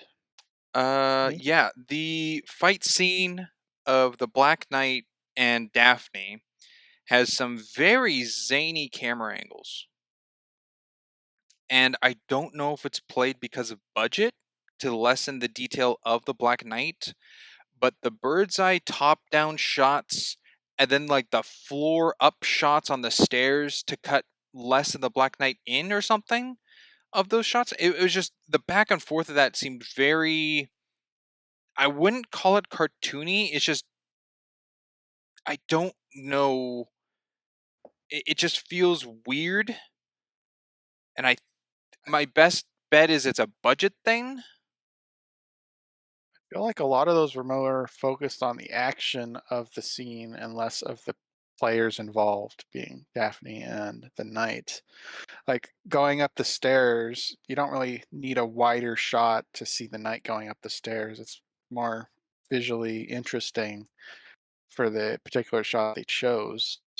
So I don't know if I'd really attribute it to budget thoughts I because think the editing is paced to the action of the scenes. Well, yes, and well, they're also dealing with it's not a real thing, so they have to get that same dynamic. They have to chop it up more because they can't just like one. It's not There's real. there's there's usually like two ways to film fight scenes. There is the like John Wick steady cam shot, like you're just following the action and you're not really cutting away. You're not making any cuts and doing fancy camera angles because they want to show you like how grounded or realistic or how gritty the action is. And then there's the other end of it where there's just lots and lots of cuts because they're hiding like maybe the actor can't do stunt work and like or maybe they didn't choreograph the fight well. And this one comes across to me as somewhere in the middle, as it comes across as like the cuts being more, as you say, it springs. It's more of a added to dynamism to the action scene, where you said like they made actions to cut to like the editing or whatever. I definitely feel that, but I don't think they did it to like hide anything. I guess I don't know if that was your point, but I I think it could be to the sake of the animation of the Black Knight 2 live action, because a lot of it is not in same shots. It's over shoulder or one for one of what's in before a cut. And I think they play with that a lot with the Black Knight Ghost. And the like most physical interaction is when he's holding Scooby, but Scooby's already animated himself. So I think yeah, it was just hard or difficult for them to do both or make it look better in a shot of a live action and the Black Knight present. So I because think they're that definitely plays with it. yeah, because there are definitely shots where the Black Knight is very practical. So like you can tell there was someone in a suit at some point for some of those shots. Yeah. Yes. Well, but see, that's the thing. I think it's like compositing it together. Is That's why there's Oh, so many that cuts because you're mixing practical and the CGI for certain bits, and it was probably a necessity to kind of put in those cuts to make sure that it kind of still flowed, had the same energy, but was obviously not happening all at once. Yeah. No. I'm not going against the editing. The cut and flow of the action, like the sword coming down and then cutting to a different shot. That I think that's well done with the action and keeps it intense and adrenaline going throughout that scene. But there's no side shot or kind of like a wider shot of Daphne and the Black Knight. I mean, that's just like a choice, I guess. It's not really like, does there uh, need to be one? there I think the doesn't only one need, but it's prominent because they don't have it with Fred. They don't have it with Velma later. Like they have the Velma kicking him in the balls kind of thing, which I guess is a close contact, but then Velma's quickly out of the frame. I guess I'm not really understanding maybe what the critique or the It seemed like there was something off with the making of the Black Knight in this movie, that a live action character in a shot with him would have been bad for some reason. And they did their best to adjust around that as well as they could. I and guess the part I'm on is I don't know why you're assuming that instead of this is actually just what they wanted out of it. Okay, if I go with that and this is what they wanted out of it, what a weird ass idea to go with. I really it, don't think it's that weird. For a I've top seen down shot to a plenty of bottom shot to action. back top and then Yeah, like zoom in on Daphne's like boot and the Black Knight's foot for a hilt of the sword coming down on stairs and then back up top and I mean, it's just yeah, your it makes it idea of how very it should be shot. dynamic. It's not the definitive version. I don't really see what the issue is. I just feel like the shots in particular make the action more dynamic, which is what you would typically want out of an action scene. I mean, there are some where you don't need a dynamic action scene, but I feel like that's what they were going for here. Because if they wanted to be safe, they could go really boring with these shots, but they didn't. They went creative. So I don't really see that as definitively or highly probable that it was do a you, choice pre-production to minimize shots with a person and with a asset being the knight. do you think these shots play or are made more into the cartooniness of the movie? Um, I don't personally think so. Okay, so compare this fight scene to Princess Bride of Inigo Oh, and Wesley. that's Okay, two different I mean approaches. it's different. I mean, it's like what They're two Ryder fight said scenes with with John Wick. It's melee just weapons. there's different ways to film stuff. There's no one way to film a melee sword fight. Do you find the Princess Bride fight boring? I find it slower paced. Yeah, Okay. but I'm trying to break this down in more an objective and less how I feel about the scene. I don't think there's one way to film a sword fight. I agree. There's no one way or set rule. And it sounds like you're trying to craft it that way. This dynamic way isn't how you're supposed to film this. So it must be a choice to minimize the points you're making of Daphne and the knight being together. Oh, Crimson, I think everything's a choice. Everything's a set choice. The Just a cinematographer good was a or a bad choice. choice. To me, well, that was a different approach on it. Crimson changed it, and he asked if it was just set this way. Then I think it's a poor choice. I think it's too goofy, and I don't.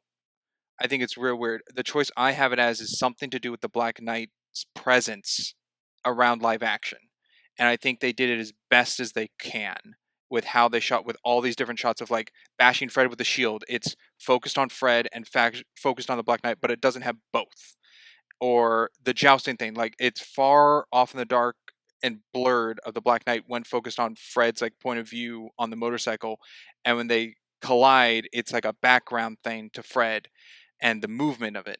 And I just think it's played very much to that look. And when the Black Knight's on by himself and look, you know, just him, whether from you're canceled at the newscast or riding on his horse by himself, the detailing on the armor seems far more ornate and pops more to his look. And I think they just couldn't get that across, or somehow with the live action, which is why it's so quick when two things are in a shot or framed together. And I think that's the best they could Okay. adapt to it, which I'm praising for it if that's what I'm going with on my perspective of it.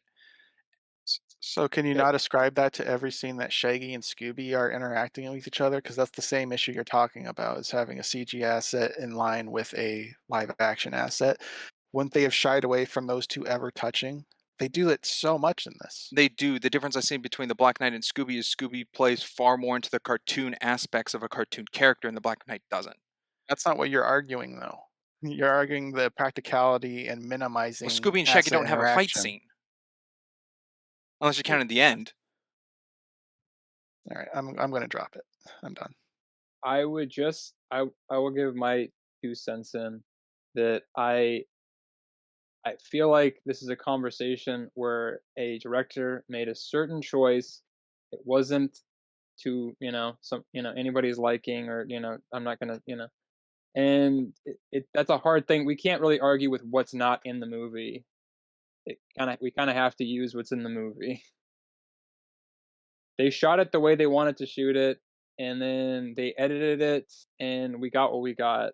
Sprinks is trying to rationalize why they did that. That's what Sprinks which is is, well, I'm arguing against that just in this situation, because I feel like there's way too many factors and things that we have no idea of, and it doesn't really, there's really no way will ever know unless we have James Gunn or whoever did the CGI on this podcast. Which is why I'm going with over time, or when we come up to recaps or in the future, we always say, hey, my score's changed. I compared this or thought about this, or Guillermo del Toro's Pinocchio, we saw the behind the scenes, so that changed this, or just little Hmm. niaches and whatnot. Where I am with how I have said of this scene is the score I have. If I see in the future a reasoning or something, it can change my score. But I guess, like, the thing I'm trying to get at is that this scene, I don't really know, like, it's hard, like, fight scenes, you don't it's hard to compare them to other fight scenes because there's so many different ways you can film it, there's so many different things you can go about, and especially in this one where there's a CGI aspect, there's animation involved, there could be any number of reasons why certain shots that you would want there to be in are not in there, and to it's just kind of my thing. It's just like, I think it's kind of revisionist to sort of try to, like, figure out the reason why it's not in there, because the reason might just be they just didn't want it to be in there.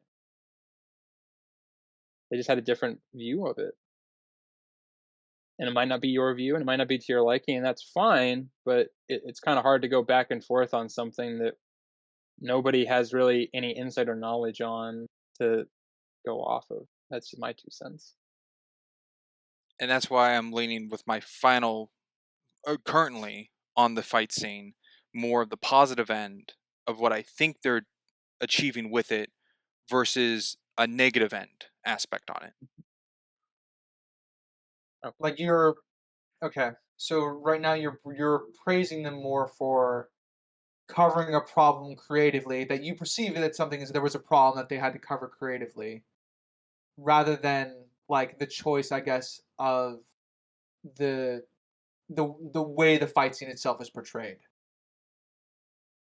Yes, I'm going with the camera angles are there for some kind of behind the scenes reason for it to be shot that way versus the cameraman just wanted to have fun and did something different. Alrighty. I am going to ask you why, but I will save that for the recap. Yeah, I was like, we've already spent too long on this Yeah. topic. So, writer, it's been a while since you've brought up a point, I believe. Yeah. Let me jump to just the funny little detail of Velma's like sexy latex outfit that Daphne gave her to try and like seduce Patrick. Why do you want to talk about that, Ryder? I don't know. I would never know. What's making that No, think about that? interesting. I don't know either. So no, then, by the way, that's this scene everyone wanted to react to, audience, as I mentioned it. But what I wanted to talk about was the kind of joke that she makes about the latex making the noise, and it's like making like the fart noises or whatever. Hmm.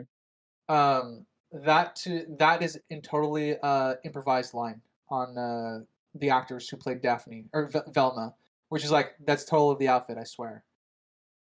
Someone did some research. I did Yes, I find that did. in my facts that was improvised. The line. I might have thought I was hosting today.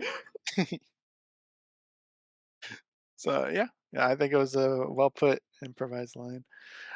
I guess since it was a topic we brought up in the first film, and it's like toilet humor. How do you guys think they implemented that in this one? So much better. The farts, Oh my yeah, god. it was a lot better.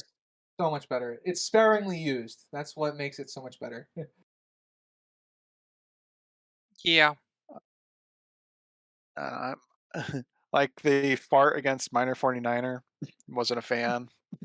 Yeah, that like I said, because there's not much of it, I appreciate that more, but I recognize that for what it is, it's plot armor. He uses it as a weapon. Yeah, Yeah. it has more, like, need to be in there than the whole, yeah, fart and burping scene as a whole has. At least it's not as long. Yeah, it's like 5 seconds.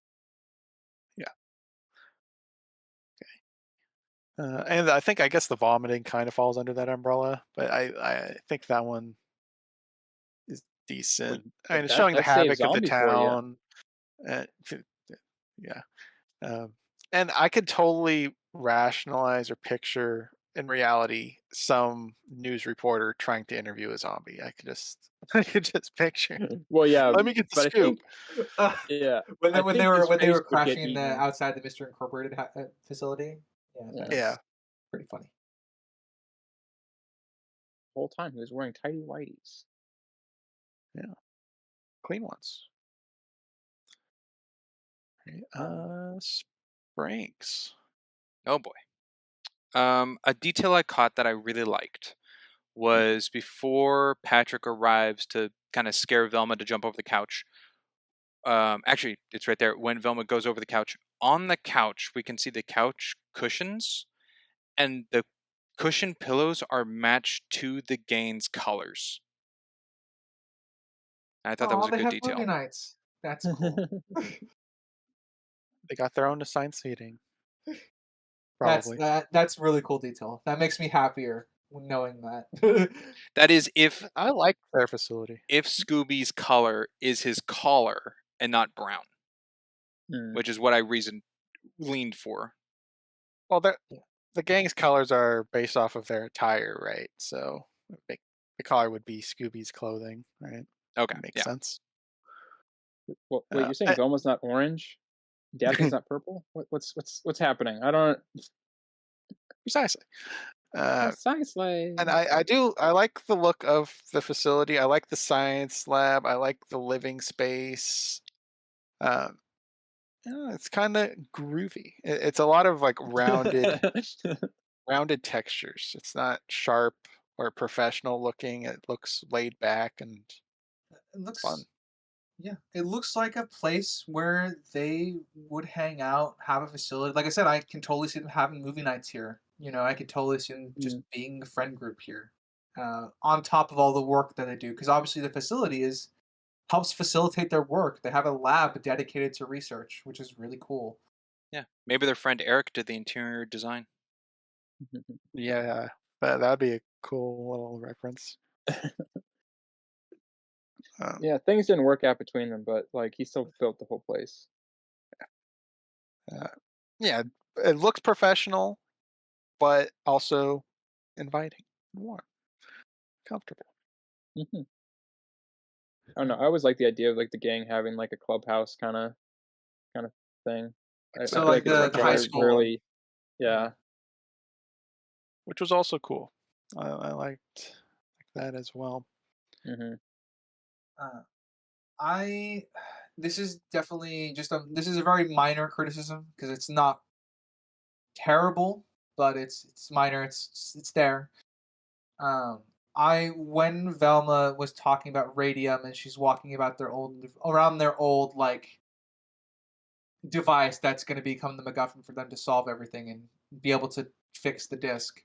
Mhm. I would have preferred some setup to that.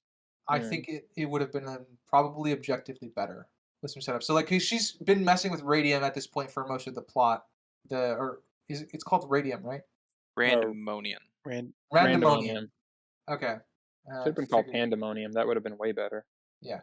So because she'd been messing with randomonium for the entire plot, it would have been nice to get a quick throw of, "Hey, I used to use this for the such and such device," you know. Uh, and then it can come full circle when she realizes that she has a core of it in this scene instead of kind of introducing it last minute.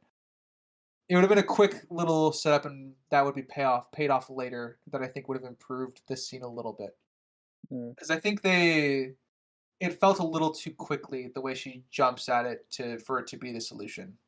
Well, they played it off as a joke, kind of, because she was describing how the mysteries used to be easy and solve themselves, Yeah, and stuff that just magically appeared to help, and then that magically appeared to help. yeah. So, And like I was saying, because it magically appeared to help, that's cool. I like the joke. I think I would still prefer some setup to it. That way, we have the layer of it still being a joke, and then also it was properly set up for the story to keep going.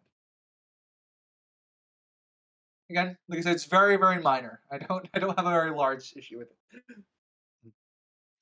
something I have an issue with is Captain Cutter. From Cutler. Halo Is Wars? What is he doing here? Da-da-da.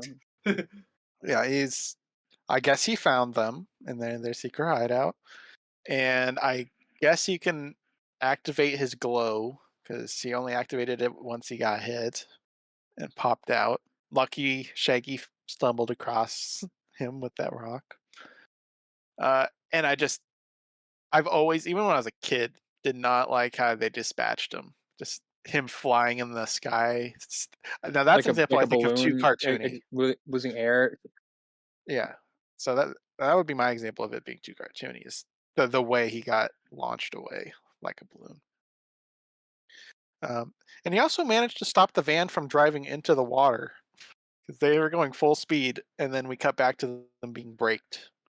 So Movie magic. But yes, it's a, again, plot armory for the gang not to have driven into the water. um, still cool looking Cyclops, Yeah, nice effects, and he does feel menacing with the harpoon gun and stuff until he gets I hit, and then agree. he's just nothing. Um, Something that this isn't like, again, it's not a big issue, but for whatever reason, I remember maybe I'm misremembering, like combining two movies or something, but I remember during like the gala opening, for the I remember like the barking having subtitles. I want to go watch that scene now in subtitles. That would be hilarious. Sinister. If that's true. Oh, it didn't show subtitles. Sinister. No, It Nope. does have Yeah, not the subtitles. Netflix. does. When watching in subtitles, they don't appear, Oh, which That's weird. is weird. Yeah, I watched this on my physical copy of it, and yeah, it's lucky there. you. The last dog, I don't Yeah, remember what the other two yeah. said, but the Sniff last my one says butt. "sniff my butt." Yeah. Yeah, Yeah, okay. There's in the version I watched, there were no subtitles. So unfortunate. No, it's weird that unfortunate Never indeed. mind with then. the use of subtitles, it removes them, and without the present, that's backwards. But Yeah, the see, I run into that problem sometimes during while watching anime. There is a like if you put everything in English dub, sometimes it won't subtitle like Japanese like phone texts sometimes. Um, so I run into that issue quite. It's a fairly common occurrence. So yeah, they do have talking lines, which is nice, and I like the whole fan introduction to everyone's fans. Daphne's tattooed guys, Velma's squad. Velma's nerd like club. Yeah, who now exist in real life everywhere. Yeah, Not thanks to Mindy Kaling, but I agree. Yes, I think the fan groups were well introduced. Yeah, especially Shaggy's very on the sniffing nose. around and like, Yeah. hey. Well, one of them I thought was smoking weed, and then I rewound it, and it was a sucker in his mouth. They knew you were gonna try that. Yeah, so Making an good on them. attempt. Yeah. Um, I've got a quick one that I forgot. Damn. Oh well. All right, I'll that throw was one pretty out there. quick. I know. uh, Do you guys think the ending part at the full ghost is canon or just a post blurb? Oh, Ooh, great question. I'm going with post blurb. Gonna have to go with post blurb. That's also what I'm leaning because I don't think the bad guys would let them in there. Everyone in that place yeah. wants to kill him. Yeah. If maybe if for example they did an arc where that bad guy, the villain was framing Jonathan Jacobo, sorry, Mhm. was framing all of the villains in there, and the Mr. Game cleared their names, then I would lean more to it being canon. But obviously, no. Yeah. So, all right. Just curious. So I'll post blurbs. Mhm. Uh, I'm just curious if it was on my DVD copy. Was there any post credits for you guys Yes. on what you guys watched? I didn't watch. Okay. Then Springs yours is probably the same. Yeah, Same unfortunately, I thing I didn't was go and thinking. grab my Game Boy. No, we didn't grab your Game Boy Advanced for No. codes. What a 2000 dated thing to do. Oh yeah. I guess for those who didn't see, it's Scooby addressing the audience and putting up a Game Boy Advance code for the Scooby-Doo video game.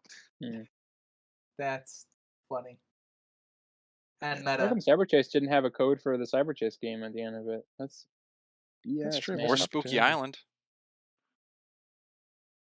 Yeah, I guess they did have a Game Boy game, didn't they? The Spooky Yeah, Island. I played it. Yeah. He beat it. Nope. I suck at They it. don't need to know that. Uh, Um, I guess the most cartoony moment, since we're kind of around that area right now, that I feel like is very overtly cartoony, is Heather being unmasked as Jonathan Jacobo. pretty good mask. Yeah. Yeah, you asked what I thought about that earlier, Springs. Um, Having grown up on Mission Impossible movies, I'm very used to it. Um, Compositing is a little off, but I think they did an okay job. My issue is more that it was clearly a woman, like yeah, I mean like suit wise, Physique, physique. not a dude. Well, Jacobo made all those potions. Yeah. That's I Hey, see. maybe that might actually be something. Why would there No, have because been he takes a the woman mask off. potion? Right? Oh yeah, but his head is still his head. Right? Shaggy's head was Well, still his head, but had the body of a woman. That's no. great. I think you just fixed that for me, Springs. What, you're a dude? Of course, We Dudikoff. cuddled. We cuddle. Ned, I never. He is so queer coded. I'm sorry. You got the frosted tips. His dress. Come on. There's no way. Ned does teleport once. From like the van getting the costume and appearing at the top of the Why did no one museum. see that? Oh, I have no fucking clue. He There was teleported, is what happened. police and reporters everywhere there. Yeah, like I said, he teleported. That's all I got. Oh, same with the pterodactyl ghost that we touched on. Getting in the Yeah. cage. Okay. Like, there's people And everywhere. Patrick just disappearing and reappearing. Yeah, I mean, yeah. Yeah. Well, the Patrick thing's a little different Tele- because no one's really around. Uh, yeah, but it's still it still exists. He still teleports. Without showing Patrick with a means of transportation, yeah. yeah. He's And I just- think the most egregious Patrick one is the last one of him being carried away with the pterodactyl ghost. That one I feel like needs an explanation or something. but nope. You have to ask Nope, James no Gunn. explanation to be had. Yeah. Uh, that's fine. Sprinks Oh, never again. mind. I can do it later. Okay. Do Alright. you think after how do I word this? Uh-oh. When do you think Winkle went home to check on his doorbell at 7 o'clock? Do you think he did go back at 7? Because the doorbell, well, I don't know, because the Oh, doorbell, I guess he like did. it He said said, they vandalized his they will house. check So at 7 o'clock. 7 p.m. Like he'll be back for, I guess, the to release Girl them. Scouts and that to release, but they already, escaped. So he went back home, I guess, before the event of the Wait, Fox Ghost when he's at the hold on. bar. Wait, He's an ex-criminal. That's technically kidnapping. That breaks his parole. Yeah, it's true. Don't know how I, police operate in this world, so I they get guess they get they get they I'd get some assume escape laws with are that. still laws. They get some uh, escape from that, I guess. uh, But he does notice all that right. someone broke into his house later. I just don't know where the events of him Yeah. going to home correspond to the Fox Ghost or the the bar. Oh, faux ghost. Sorry, thank you. The faux ghost bar where he's there, and then he's also when he opens the doors to go into the mine town. I I don't know where think that it lines would up. be in between their investigation at the manor and the faux ghost. As we just have faux ghost tonight, which could be at 8 or 9. So there would have been Yeah, time for him to be home at 7 and then go to that's the faux also ghost. very So convenient that tonight meant this night, and that's not an old sticky yeah, note, could have been an old one. unless Well, he I like goes all every the, night. probably. Then why would you leave I a like sticky all note the at that point? obvious clues, and Scooby misses them all Yeah, for you all the can't stuff read. he wants. Yeah, I can't read. Scooby-Doo. He doesn't even know Actually, what sacrifice actually, means. maybe Shaggy doesn't know how to read because he's looking at strange markings and has to turn it around for words. What are these strange markings? Here, Mark. here I thought it was gonna be like DNA sequencing or something, but yeah, Nope. words. Nope. A real pterodactyl scale, which is weird because we don't have real pterodactyl scales. Pretty cool computer to figure that out. What, you're telling me Jurassic Park's not accurate? No. Which part? No. The Dominion. beginning, the middle, the end. The part where the hand pushes the raptor through the kitchen. Haha. Such a Um, good screw up. I'm gonna touch on. They had a missed opportunity. They could have, because they have this news lady, and her show should have been like Clarissa Explains It All or something. It should have been the Jonah Jameson show of this No. universe. Okay, went over everybody said. All right. It did. It did. Some people are not well versed in their live action Nickelodeon shows. Let me tell you. Live action Nickelodeon. Okay. I'm Yep. not well versed in Nickelodeon shows, Yeah. period. I got it. Outside of Legend, There's Avatar: Legend of Last the there's Hidden Airbender a Temple. and Danny Phantom. Got it. there's a certain Alicia Silverstone who was a big hit on Nickelodeon Oh, with a show called brainwave. Clarissa Oh, Explains It All. Keegan and Yeah, there Kel. we go. Got it. Nope, still off, but you're closer, so we'll go with that. All that. All right. Ryder, you're up next. All right. Um, I would like to touch on the potions that they all take. I thought the scene was pretty gimmicky. But the really really highly intelligent Scooby bit was, it got a chuckle out of me. Um, it was definitely leaning into that cartoony aspect. Certainly. It felt very Mr. Peabody. Fortunately.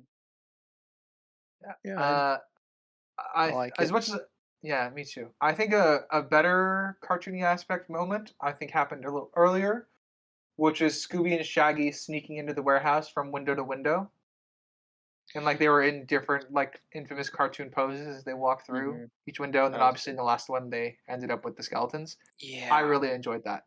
That was fun. I still don't know how I feel about that scene.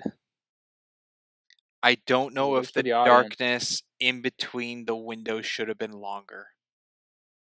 That is not what I Um, thought you would have Because wanted No, to it because see. it's it not believably no, dark it's for not. the It's not. distance. Well, also their size mass going into the shadow.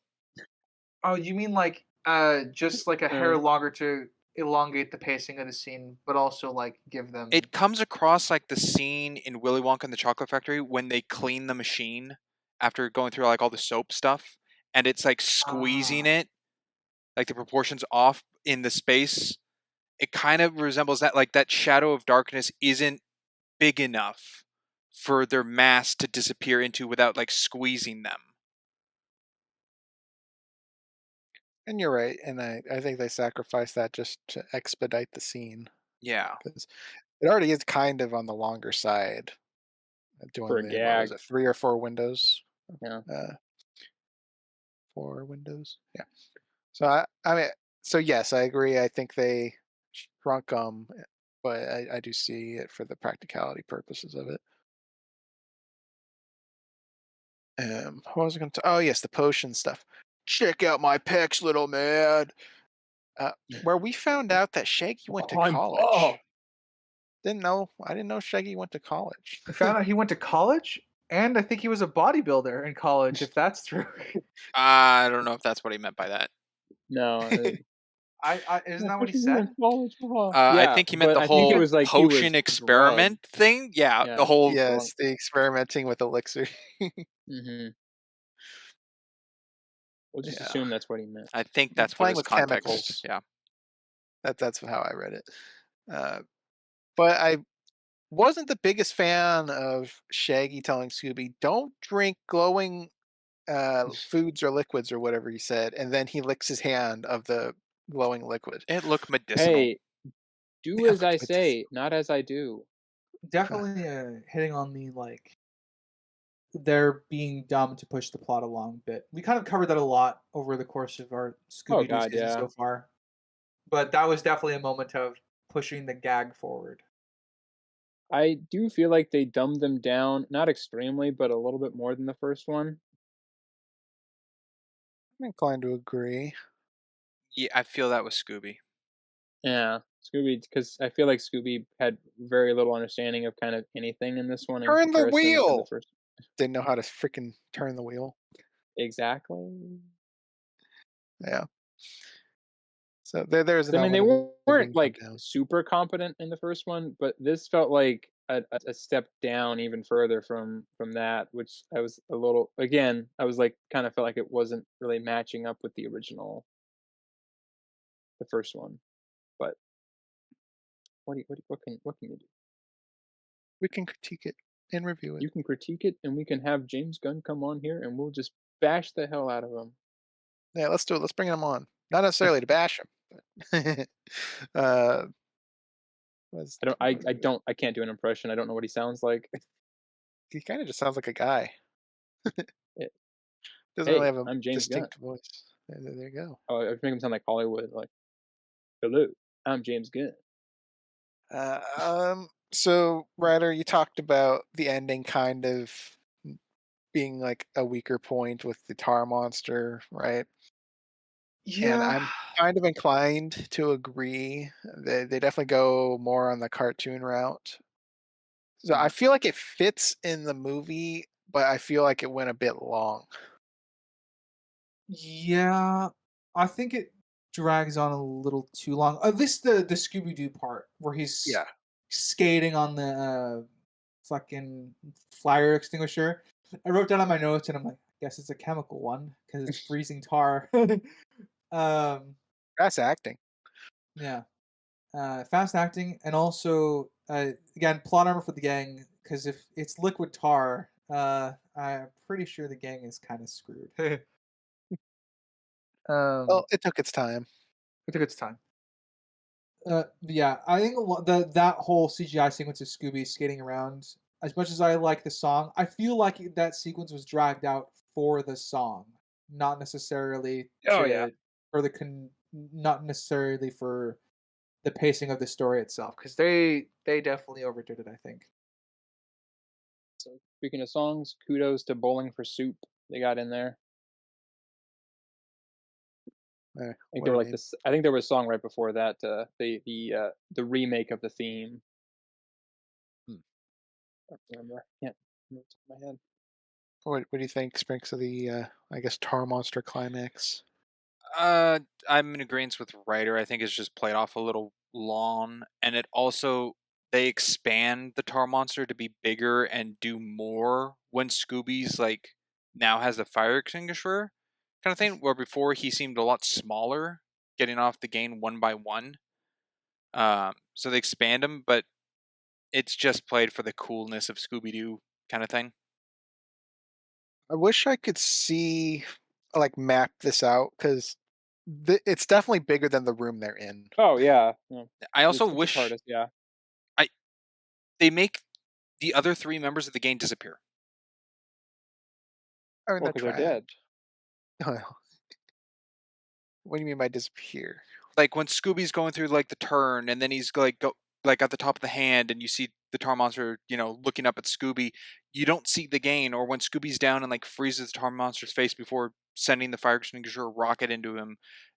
You still don't see the gain. Like Shaggy's escaped and broken out first, so he could be like off to the side kind of thing, out of the way.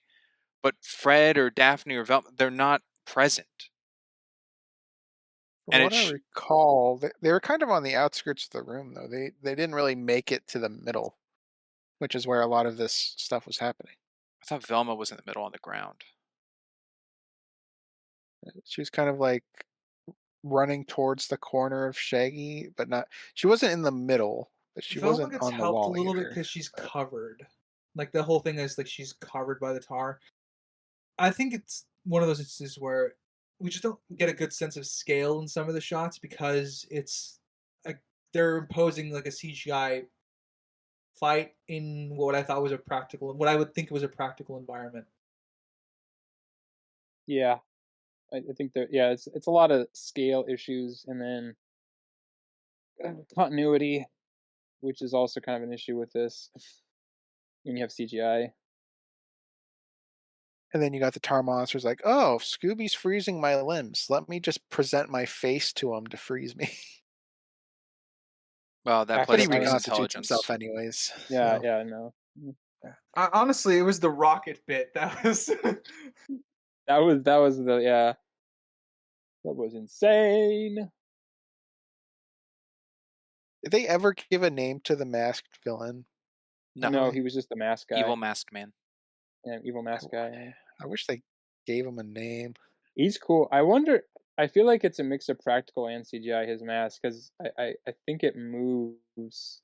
It does. The eyebrows move and the mouth opens. I think it's Yeah, practical. I feel like it is, but then like there's like scenes where it's too. It feels like too smooth for it to be. I don't know. It. I would like it if it was all practical, but I could see it being CGI too. It is really smooth. I'm curious what's indicating the difference in the color of the eyes. That's just like an Emotions. LED. I mean, like like his speech on the roof and all that stuff. I mean the significance of it. Well, Oh, I don't. obviously, he No. hooked up his eyes to mood rings, so they reflect that the eye. I am Oh, yeah. angry. I'm That would be determined. that legitimately would be my best guess because the eyes change Mood with his rings. emotions. Okay. I think, right? The mood ring's your best guess. Mood ring. Top of That's my where you're head, going with yeah. there. I don't really know anything else that like changes color with your mood other than mood rings. Well, But he that's could not just even have mood. It's just lights body and heat. then press a button on his glove or something that change the eye color. That's That would be true. annoying. That's So much that's extra true, work. but that's an extra step that would be needless when you're a villain. Because it's Sean, literally name just it for everybody Chocobo. else but you. You would have no he idea. made a winged suit out of a cot, probably. I don't know. Y- y- It's kind of hard to tell what And he made it out of, but Look, I can that's believe dedication. The I guy's can an inventor. believe that this inventor, I can believe because he is an inventor. I can believe that he invented some technology similar to mood rings and then just implemented the software into his eyes. Uh huh. it's just Not far timed fetched at all. perfectly. There's no actual. It turned red the second it was supposed to. Yeah, obviously this is all for a joke. At least for me, Is it I got though? I don't know. I was really believing you there for a second. Thought you were gonna go all I don't know. in You on the said best mood ring. case, and then you continued. Oh. like I said, that's just me. That was me spitballing off the top of my head. I can believe that his thing can change on his mood. Probably. I mean, writer. That's the thing. You can be joking around, but you actually come up with the best idea for explaining it. That's true. I guess. Can you give me some Ravencroft logic to this? I think I just did. How? What was that? That's what Ravencroft said. Power. What was I gonna say? This is a preference question. I don't think it's required for the movie or anything. But would you guys have preferred Coolsville to kind of be a character, like Gotham is usually the example for like a city with a character? Because Coolsville just feels like nothing. No, it's not needed. I I 100% feel thought you were like gonna say I didn't say Coolsville if seems whether it like it was would be needed. cool. I'd say whether you'd prefer. I It to feel like be they like- did Oh, set up Coolsville as don't a need it. character. I feel like they set it up. So, um, I feel like Coolsville is like the character was set up for the film, and they didn't have to pay it off or anything. But like I having protesters at Mystery Inc., having them all mm, celebrating at the opening of the museum. So there's clearly times where you're supposed to get the mood of the city from what's going on. It's not needed for the film, but I feel like there is something to play with there if they wanted. I like I think the only time where I've like seen Cools will probably be like a character. It would probably be in the Mystery Incorporated show. Mhm. So I that it could work. I feel like it's not needed for this movie necessarily because it is so focused on the gang. I mean, there is like the moments like the doubt for Fred and everything that would kind of add to it a little bit, but I feel like it would the pacing would suffer because of it because there would just be too much stuff to keep track of. It So would strengthen the yeah, scene when like the city's getting overrun and they're listening to the radio and like yeah. they're seeing the TV broadcast of like how they're begging them to give themselves up. Um, so like it could work. I think that could strengthen something a scene like that. Because I do think that scene is very strong on its own because you're getting a sense of like dread or whatever. You can tell the gang is feeling down because of it. Well, yeah, you wouldn't be invested more in the everything going on in the city, definitely. Yeah. Um, So it would add some stakes, feelings of stakes. It's yeah, not needed again, but I think that there is some benefits to choosing to do that. yeah. I mean, this is like an hour and 25 probably, not not counting the end credits and everything. But yeah, it would just be hard to fit that. It would be like a 2-hour movie, which not against it, but I think it kind of needs to be this compact, kind of fast paced thing. I think if we stick around too long, then we start questioning too much. Not that, like we have now. We got plenty of time. Yeah. Unlike all you guys, I have an important meeting to get to. I Yeah, did like that guy. that guy's a character. Yeah. That guy's what you It want was a more cool of, scene Crimson. seeing the ship fly over the road. Mm. I really really love the monsters in this. I think the monsters really make this movie for me personally. And I don't know if that's just part of my childhood brain latching onto it No, or I not, agree. but I think it's pretty cool. One might say the monsters were unleashed. One could say that. Yeah. Good. That's a good Um, one. yeah, thank you. Boo. Yeah. Boo.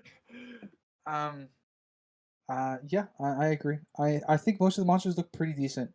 I think, like I said, once they bloated the CGI for Tar, I think that ended up looking like the worst one. But I think I don't have many issues with regards to their appearance or like how they chose to utilize them.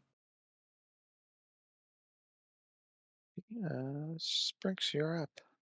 Does the mining area have another entrance besides that front? I know what you're getting at. Uh, Unknown, I think. Okay. There's the hole that the pterodactyl goes flies through, I guess. Don't really know where that exits Yeah, to, but that's not so a walking entrance. no, but that is technically an entrance. That's all we know definitively Okay. for entrances. What I'm getting at is how did the investors get there? Oh, not at all what I thought you were I thought you were talking about the entrance to under the mine is what I thought you were talking about. Um, Uh, No, the I think the investors are investors just were. there I think the investors arrived before. Uh, before Winkle, yeah, Yeah, and that they would be shut the my door, best, yeah. my and best they, interpretation. like Or, Patrick, just walked there. like I said, I have no idea. well, in the timeline, so Winkle was there, and then later Fred, Daphne, Velma show up, and then the meeting's happening, right? Yeah, they drive in. So I don't know why they couldn't show up after Winkle, the investors. I guess if they just walked. Well, yeah, they could have parked outside, walked in. They're not gonna get too far driving. I just feel like that's a detail that's weird to overlook. I don't I think mean, there's it's not enough a big to scene. imply that it's an issue. There could have been a car somewhere outside our purview. So I don't really have much an issue with it. I actually felt bad for Winkle. He's trying to turn his life around, start up a business for kids in air quotes, so they can work with minors for free. Yeah, I don't think I'd want to be at his camp. His mining camp. 18 hours Yeah. straight mining. Yeah, I don't know. It's a I see though, but I mean, they burst in and everything, but then they were like, we're listening to him, and then Winkle, ruins it for himself by saying, "What'd you do with my with my toilet brush?" Like, okay, this guy is crazy. That was the turning point for the investors, the toilet brush. That's apparently because they leave right after that.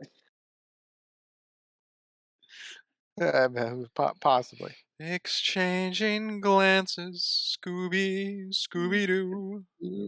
But yeah, it wasn't the only thing. I'm sure like them bursting in, like questioning him, shook them a little bit. But I think him, yeah, just crazily talking about his toilet brush was And getting his tater okay. tots stolen, and Yeah, Yeah, his roles. He's a passionate yeah. man about the finer things of life. My Fair Lady and tater tots, which are okay. The tater tots. They're fine. Tater tots are fine. hey man, give me some of your tots. I agree. Where are you going with this? No, no, no. I'm just I'm making it like it's a big thing. Oh, Like that's a hot take. I'm like, They're fine. They're okay. cool All down there, right. Napoleon. Napoleon would Why? be on. He would be. Oh, my top. I'm gonna use karate on. No, get your own. Oh, I used to stick them in my belly button for fun. That would be a crazy movie to cover on the pod. it's impossible to I cover. You am can't be genuinely contained. running low on notes, so Okay, who has the most notes? Let's compare. I can't quantify. I'm I still have reading 0. mine. I'm in kind of the same range with Crimson. I got what looks about half a page, but I don't know how much of this half a page has already been covered. You haven't been Yeah. paying attention? So, well, no, we're going popcorn, so it's jumping all over my Oh, pages. I guess that's true. yeah. You should Uh, get a. You should put like a It's pin, it's a wild cross it out. time. Popcorn and It's the wild. Wild West. so I'll jump to the splitting up to fight the monsters. So Fred chose to fight the knight. Makes sense. He's trying to build him up to be this macho guy, and What is this? Harry Potter? Come on now. The Black Knight against the White Knight. there you go. Okay. Uh, and, and then Daphne, the freaking lunatic, is like, "I'll take care of the lightning guy," and I'm just like, and then, "What?" No, and then it's assumes a karate stance. it's Sparky. okay until she jump kicks him. It's okay until I realized she didn't have a plan. No. Like, oh, she does what to do to get rid of him. Did she think it No, was she still a wants to punch it. costume? I don't know. Like, It's so yeah, stupid. that was the intelligence for Daphne took a hit for me there. I think it's fine. Like maybe she thought she could do some. I originally what I thought her plan was she was going to do some acrobatics to just keep escaping, and that was going to be her plan to buy time. But no, she just straight up jump kicks it, and I'm like, all right. Yeah, she knows they're real. She saw it come out of an electrical box by the elevator. It started a fire to split up the gang. She sees what it's capable of. Yeah, she's by a puddle when she takes her stance. Like, oh, okay, she's going to somehow utilize water because that's got an effect on electricity. But no, I want to punch electricity, and then she miraculously survives getting I shocked by the I did thousand. touch that. Yeah. Her Yeah, outfit's a little scuffed. just a wee bit. I Hair slightly frazzled. see that's like there's like a not really a it's not an even tier for these like monsters because like the the 10,000 volt ghost and the tar monster are ridiculously like OP, and then you have like the Zombie. zombie and the cotton candy glob. Like what's the wouldn't you just why don't you just get the Bet the regular villains ones? of the faux ghost feel really dumb about their costumes now. Well, Yeah. back in the day, they kind of just they were just a person, so they were only capable of so much kind of Well, no, abilities. like Being no, that yeah. they're real, they give the real power to them, which is overpowered. My larger point is that he doesn't really need all of them. He only Yep. really needs like 10,000 volt ghost and like the tar monster and a couple other things really. And Because a what's lot of these Jacobo's seem to be plan? pretty. Is it world domination or just to humiliate the mystery gang? Both. I What's his? Yes, Okay, yes is guess the it's kind answer of there. both. so world Yeah, domination was his big end goal. yeah. Okay, But he doesn't really need I all He of took them all the monsters for some like I guess for for world some reason. domination. Then he didn't just take a few. I mean, he started with pterodactyl ghost, but that's him. yeah. So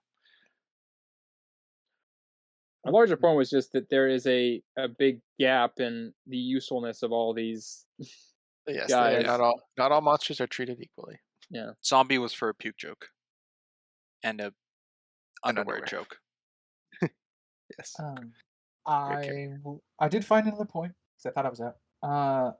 They ring in the doorbell at keep forgetting his name, Wiggle. but the Black Knight, Wiggle. Thank you. His house. The trap door is very obvious. Oh yeah, Yeah, and Shaggy being the voice of reason. I know. It's just a little. It was that scene was fine. It's just a little odd. They could just need to change the voice lines for particular characters and maybe hide the trapdoor a little bit better. I found a little odd later that it could have been covered first with like the Girl Scout, but when she fell through, like a mat or something went with her. Hmm. So Yeah, like they weren't the first instance, so it could have been probably covered better earlier. I don't know. I did think it was a little odd later when they're in the old hangout area.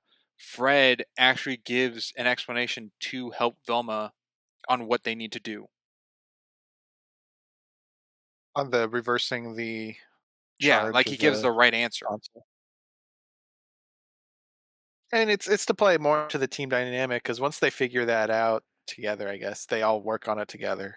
Minus Shaggy and Scooby, where Shaggy's like, they're totally having a montage without us. That was a bit funny. That was It funny. was indeed funny. I also think it's well timed in the overall film. Maybe no, I'm sticking. I think it's well timed to have that back flash story of where they came from, like the old days of playing frisbee. At that point, to then at the end having to play frisbee and actually making their shots when the Oh yeah, flashback I they're totally missing. saw in my first watch of this. I thought that was once I saw them like passing it around like a frisbee. I'm like, oh, that was set up. Nice, Yeah. and that's how And I totally saw it.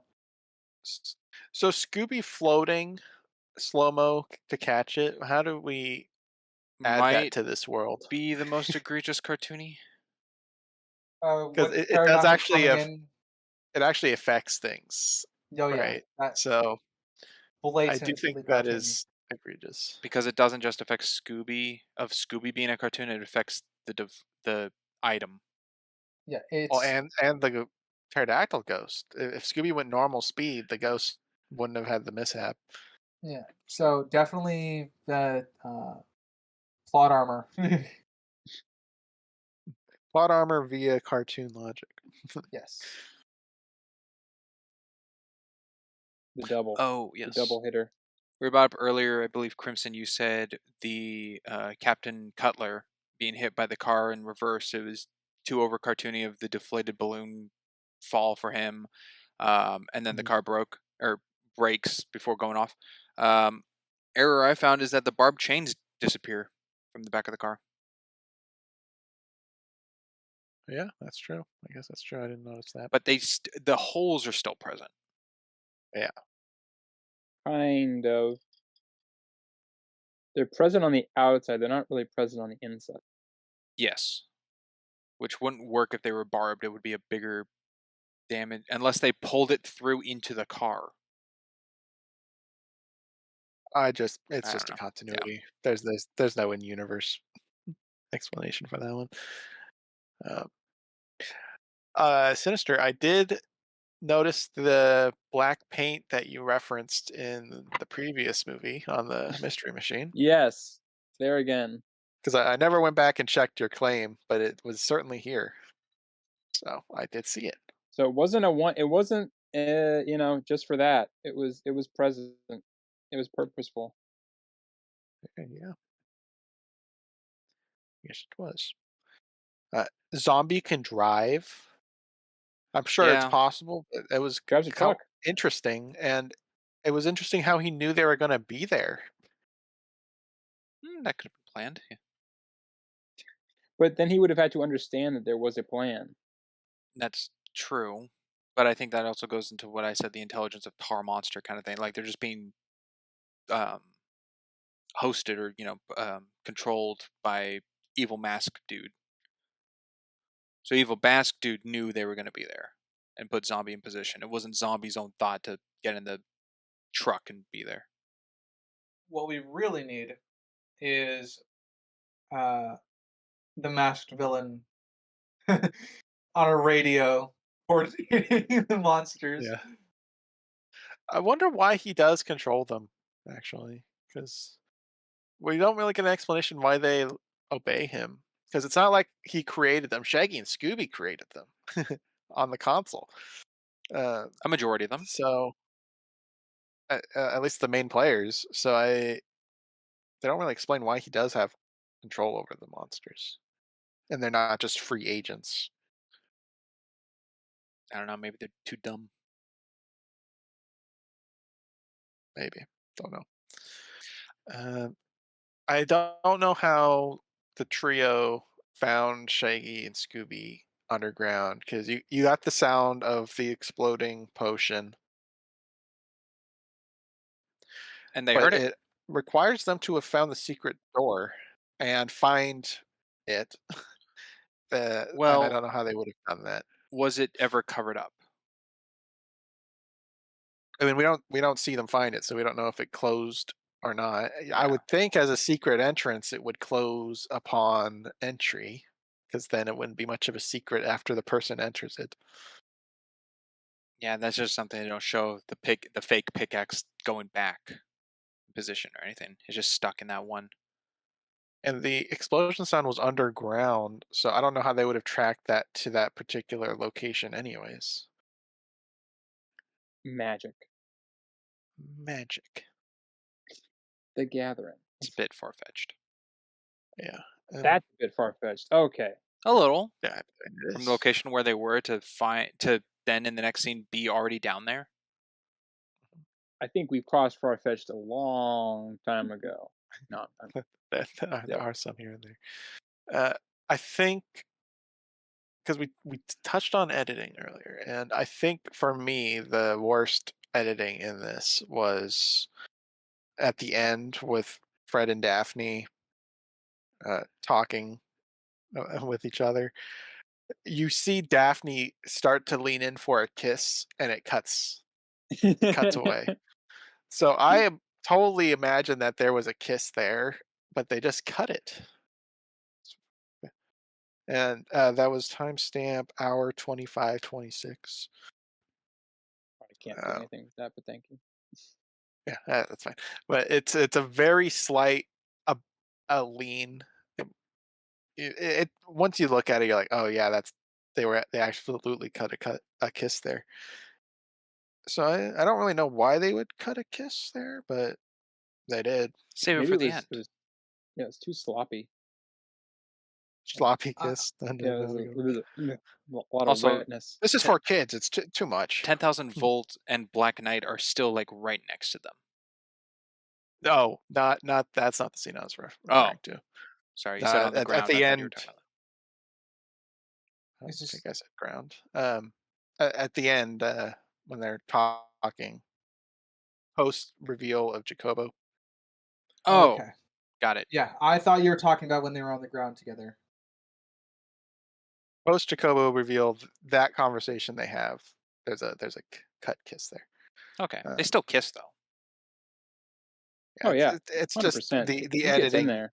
issue that Okay, you would notice it. It's fine. But the floor talk earlier, we haven't really touched it, but I think it was a decent scene. I think Fred's like character learned from the old shack of um, it's wimpy to talk about feelings, and now he's insulting the black ghost for saying the same thing is a little little much, a little Yeah. heavy. But There is setup here. I wish there was more as a foundation for the payoff, I guess. Because there, like I said, there is setup to Fred thinking this, and it does work with everything else that's came before, like him not wanting to talk about his feelings because the reporter made him close off because he realized his feelings are being used against him. So like there's something there, but I guess I just wished it was more overt. I guess because as you say, it's a little much when he's suddenly mocking the knight for making fun of his feelings. And I think I'll have it as a nitpick. It's very minor, Oh, but I do see it as more worse. And I can get that it's for the cartoony feel, but I just don't think it really works as much as they want. I don't necessarily like that the Black Knight reuses the line Fred said earlier when Daphne checks on him in the car. That yeah, talking is for that wimps. yeah, that goes on with the me saying it's a bit heavy-handed because Mhm. it is just oh, here's the conclusion of the Fred plot character growth here. It's a parallel direct. So I agree. isn't that It's cool? Isn't that awesome? amazing. It's amazing. Um, I found it amusing when Scooby was punching Shaggy to knock some I sense needed into him, that. and You're pushing your then luck, Scoob. you push at your luck, Scoop. And that the that was pretty delivery of good. that was really good. That was probably Matthew Lillard's finest moment in Scooby-Doo. Pretty solid line there. Definitely up there. Yeah. I had a question with a line from Winkles of "Darn bushes, Yeah, Always when yelling yelling at at me me. again." Yeah, What do you guys think the story behind that is? he's an Do you old think man. like he's a he was crazy getting old man. Yeah. investigated at some point? Oh, I viewed it I as he was getting investigated and heard people. I viewed it as that's how the gang followed him last time. Like, Oh, because They were repeat. we've seen in the Yeah, that's a cartoons that possibility. Yeah. we've seen that Shaggy and Scooby use the Bush method quite a bit in like the animated stuff. That so I took that as oh they did this method to follow him last time. That's kind of where Actually, I that's took you it. know what? Don't know. Looking for consistency. Who was the black? I don't think Old Man Winkle was the Black Knight in the in the original cartoon. Oh, and they unmasked him. I don't No, remember. it was like the curator, the museum curator or something. I No. think. I'm saying not No, no, that no. they. I no. I this has nothing to do with your point. I'm just Okay. thinking about it now. Oh yeah, Um. the name of the curator of the original. Yeah. Okay. So it Well, if is. it Yeah. matches, It's just for the movie, Okay. but the monster is from the original. So okay. Old Man Wickles. You kept calling him Winkles. That's probably not great. Old Man Wickles is not the original one. Sprinks, you got more points, Well, or going you off of running that, if they're not dry? going off of the original, then that could also go into the Flying Dutchman ship. I mean, it would still come into question where it came from. But Yes, but like rendition difference. But why would the ship be flying? I don't know. This one does. Okay. Pixie dust. Um, Ghost. the callback to the frisbee touched on was good. Another one I like, and it's a very quick cut, but when they're first in the lair and Fred goes down to like distract, and he goes across the grates before going down. There's just a quick cut of the grate just tweaking as he runs across, which then is the cut back to when Velma's running from Patrick. It breaks on her, and it's not out of the blue. Mhm. So I think that was just a good setup to pay off. Yeah, I agree. Let's see. I'm also running low. Convenient that Scooby found the lever for the secret door. He's Uh, probably falling on it. Yeah. yeah, but you can say that's kind of cartoon logic, but it is convenient nonetheless, even if Mm, it is cartoon logic. it's a cartoon. Kind of. Well, just a wee bit. Homage, reference, something. Be careful. Something. That's not far fetched. Mm, No, that's a Pokemon. Oh yes, the duck with the celery. yeah. All right. How many more you got? Zip, dude. I'm out. Zip. Dude, he is like dry as a bone right over here, dog. All right. Well, I guess that is it for me as well. So everyone good? Got their final thoughts out on the coverage? I Let's did. I see. I believe did so. the Melvin Do thing. Got Clarissa explains it all. Yeah, I'm good. Covered all those bases. All my Where's bases. Scrappy? Where's his? Why don't No, we we get a don't need shot him. of him in Where's We San where's don't. No, Jacobo? we don't need Scrappy. where's his stupid cousin? Where's that guy? Uh, Dopey. Doofy. Yeah, Something. Doofy Doo. Doofy Doo. Yeah, I almost said Doofus, but it's Doofy. Yeah, I think it might be Doofy. the one with the red hat. Yeah, And the with the buck teeth. gray fur. Ryder, do you know what Uh, that character is? Scooby Dumb. That was his name. Scooby Scooby Dumb. Doo. It's Yeah. great. You were saying Crimson? Do you know that character? No. Okay. I'll put up a picture. I'm like, there's a lot of the Doo family Lots of tree. Scooby family. Yeah. Because it's all from the Scrappy Doo show, which is not good. No, Yeah, I didn't watch the Scrappy Doo show, so I think that's where the 10,000 volt ghost is from. maybe. No, I'm not sure. I think it because I remember it. I remember. Isn't the 10,000 volt ghost with the one with the file cabinet Yes. opening and Scooby's head is popping out? Yeah, where he looks like he's like drawn in crayon on an animation cell. Yeah. Yeah. Yeah. Alrighty, then we will go to our coverage, rating review stuff. So we'll go with we'll go with Sinister. What are you laughing at? Just the way I poorly phrased it. What? You said The his way I name right. poorly phrased Good it. job. Oh, the way you phrased it, where you I went said just coverage rating. I tried not to laugh. It's okay. coverage, rating, everything. Ah. Um. Well, yeah. I still, I think I still like this one more than the first one. Although I do wish there was some more of the grounded realism. Uh. But I think this one fits a little bit more in line with the cartoon, I suppose. So two different approaches, but same kind of film series. Um, yeah, we discussed the pacing not being normal for probably like a full length movie, but I feel like it worked in this setting.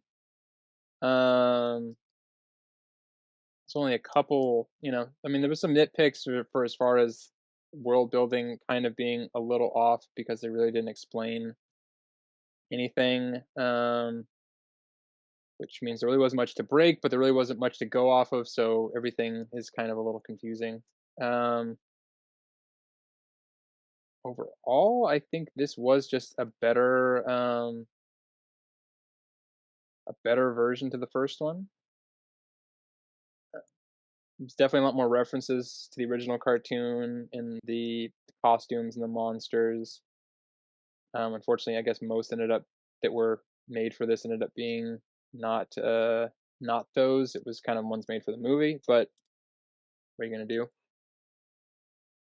I think my biggest problems were the dance sequence in the middle, and my issues kind of with Patrick, but issues with Patrick weren't really detrimental to it, and just the overall power and influence that the bad guy had for creating all these monsters was a little bit underdeveloped and not very clear. But again, you know, it didn't break any rules, but there was no rules to go off of, so here we are.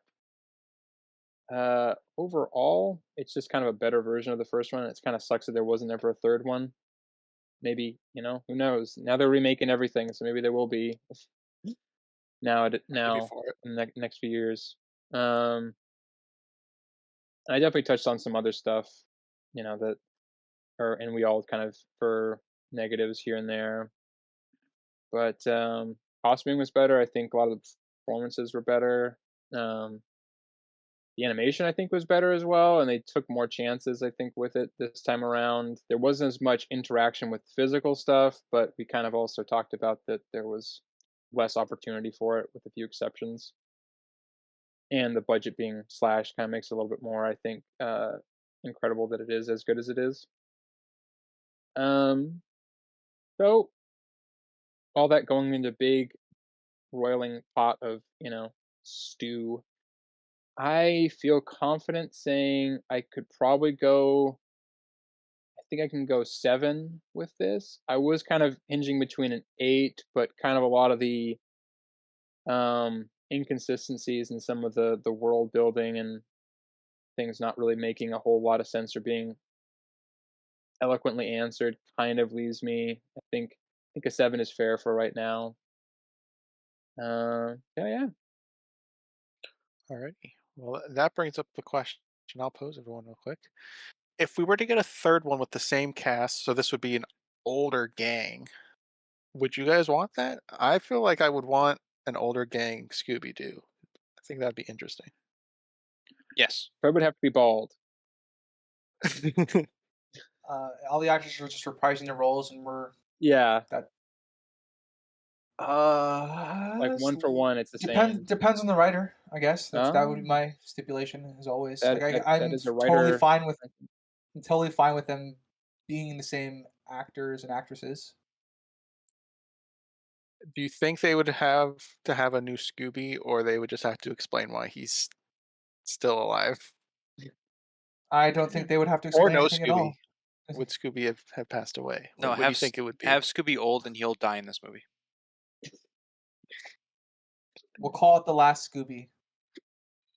The last Scooby snack. The last mystery. Scooby snacks.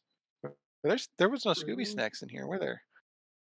Yeah, but Scooby's like blind. He's got hip dysplasia. He can't really walk very well. He's got a diaper. There were no That's so Scooby snacks, depressing. but there were almost $100 cookies. Yeah, I guess that's the closest we got. All right, let's go Sprinks next. Oh boy. Let's see. I'll start with my subjective. I do enjoy this movie more than the original, or sorry, the first one. Um, I was going into this movie thinking an 8, but I think that's a little bit of my nostalgia glasses from a kid onto it. So it's still very good, and I don't want to discredit that, but I have my subjective as 7.5, which is just 0.5 above the last one. But it is a different feel of a movie than the last one. It doesn't. I think we've all kind of agreed that it doesn't feel like a direct sequel from the previous movie. Um, but I do like it more. Objectively, I think the acting's still great and the same throughout. I think the lines and the dialogue for the writing is fine overall, with a bit of it being cheesy, but that plays into the character. The overall vibe and tone of a more cartoony feel, very, to me, is good. Kind of like how all my coverage of the Christmas Carol, with the adaptation to where its source is from its source material, I think benefits the feel and tone and vibe of this movie with the mystery gang in this world. But it's so divorced from what writer said, good choice of word there, um, from the first one, that it it's off, but I think better for it. But it is weird that these everything that's occurred in the previous movie is a continuation off of that, um, and it's just odd. The pacing, I think, again, kind of in the same vein, where for an adaptation of a cartoon, feels like a cartoon and how like an episode would go, but for a movie, it's off and untraditionalized in its pacing comparatively to other films. Um, it's let's see, lighting is fine. Most lighting's pretty good, but it's maybe it's more into coloring. It's a lot of green. This movie has a ton of green, not necessarily in the same vein that Matrix does, but there is green in almost every scene of this film in some kind of lighting aspect or coloring or something. Um, let's see, the cinematography overall pretty darn good. There's just some questionable things that I've brought up, but there was no camera shot that I went, why the hell, that's revolting kind of thing like that. And nothing of that ever really came up. There's some real stylized one, like the shot of Scooby jumping off the cliff and it's like going around him kind of 360 and underside, like very dynamic for just him jumping, while Shaggy didn't have that at all. Um, a lot of that, the CGI usage, very dated to its time. Uh, Also, the green screen effects and the kind of just the effects are dated to its time. I'm trying not to hold it over it, but man, could have been fleshed out more. And I like if they had a little more time in the editing booth, kind of thing. I hope that could have fleshed it out a little more. But still, I'm still judging it for its time. But then again, the budget's an effort, and I know Crimson brings that up, like the budget to the film and what we see. But it's like this is around the time Harry Potter, Lord of the Rings, the first pirate movies were coming out. Like a lot of good CGI usage was around this time, but still meriting it. Um, I always forget. Costuming, man. We talked about costuming for a bit. Very good. I don't know why the first movie did have costuming, but it just didn't pop, I guess, as much as this movie. It just seemed more apparent in this one, and I think they did very well with what they had, and very good. But Sinister is correct on the correction for me. When I mean outfit, I just mean something in their attire has changed in a scene. Not necessarily every article of clothing is different. But I'll merit that on more to that of, I guess, a communication of what I was going about with the costume change. Um, Overall, I think it's just because of the cartoony aspect of it, and they kind of fixated on that in this movie, makes me think it's well more to the adaptation of Scooby-Doo and less of the grounded realism from Spooky Island that they went with. And I think it fits more with these characters of what people know them from and the familiarity of it. So I think this is better than, as a whole, to Spooky Island. So I'm giving this a 7. Alrighty, let's go with the writer next. All right.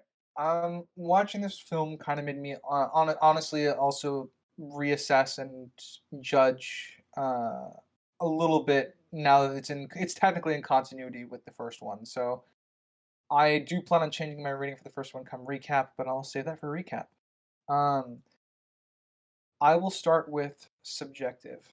Um, as I said at the beginning, I was worried watching this film I was going to walk away with a hot take. I'm kind of glad everyone agrees with me. I found this movie a lot more enjoyable, and for me, a lot of that has to do with just the dynamic of the gang, and it does give me nostalgic binder feelings, even though I've never seen this movie before.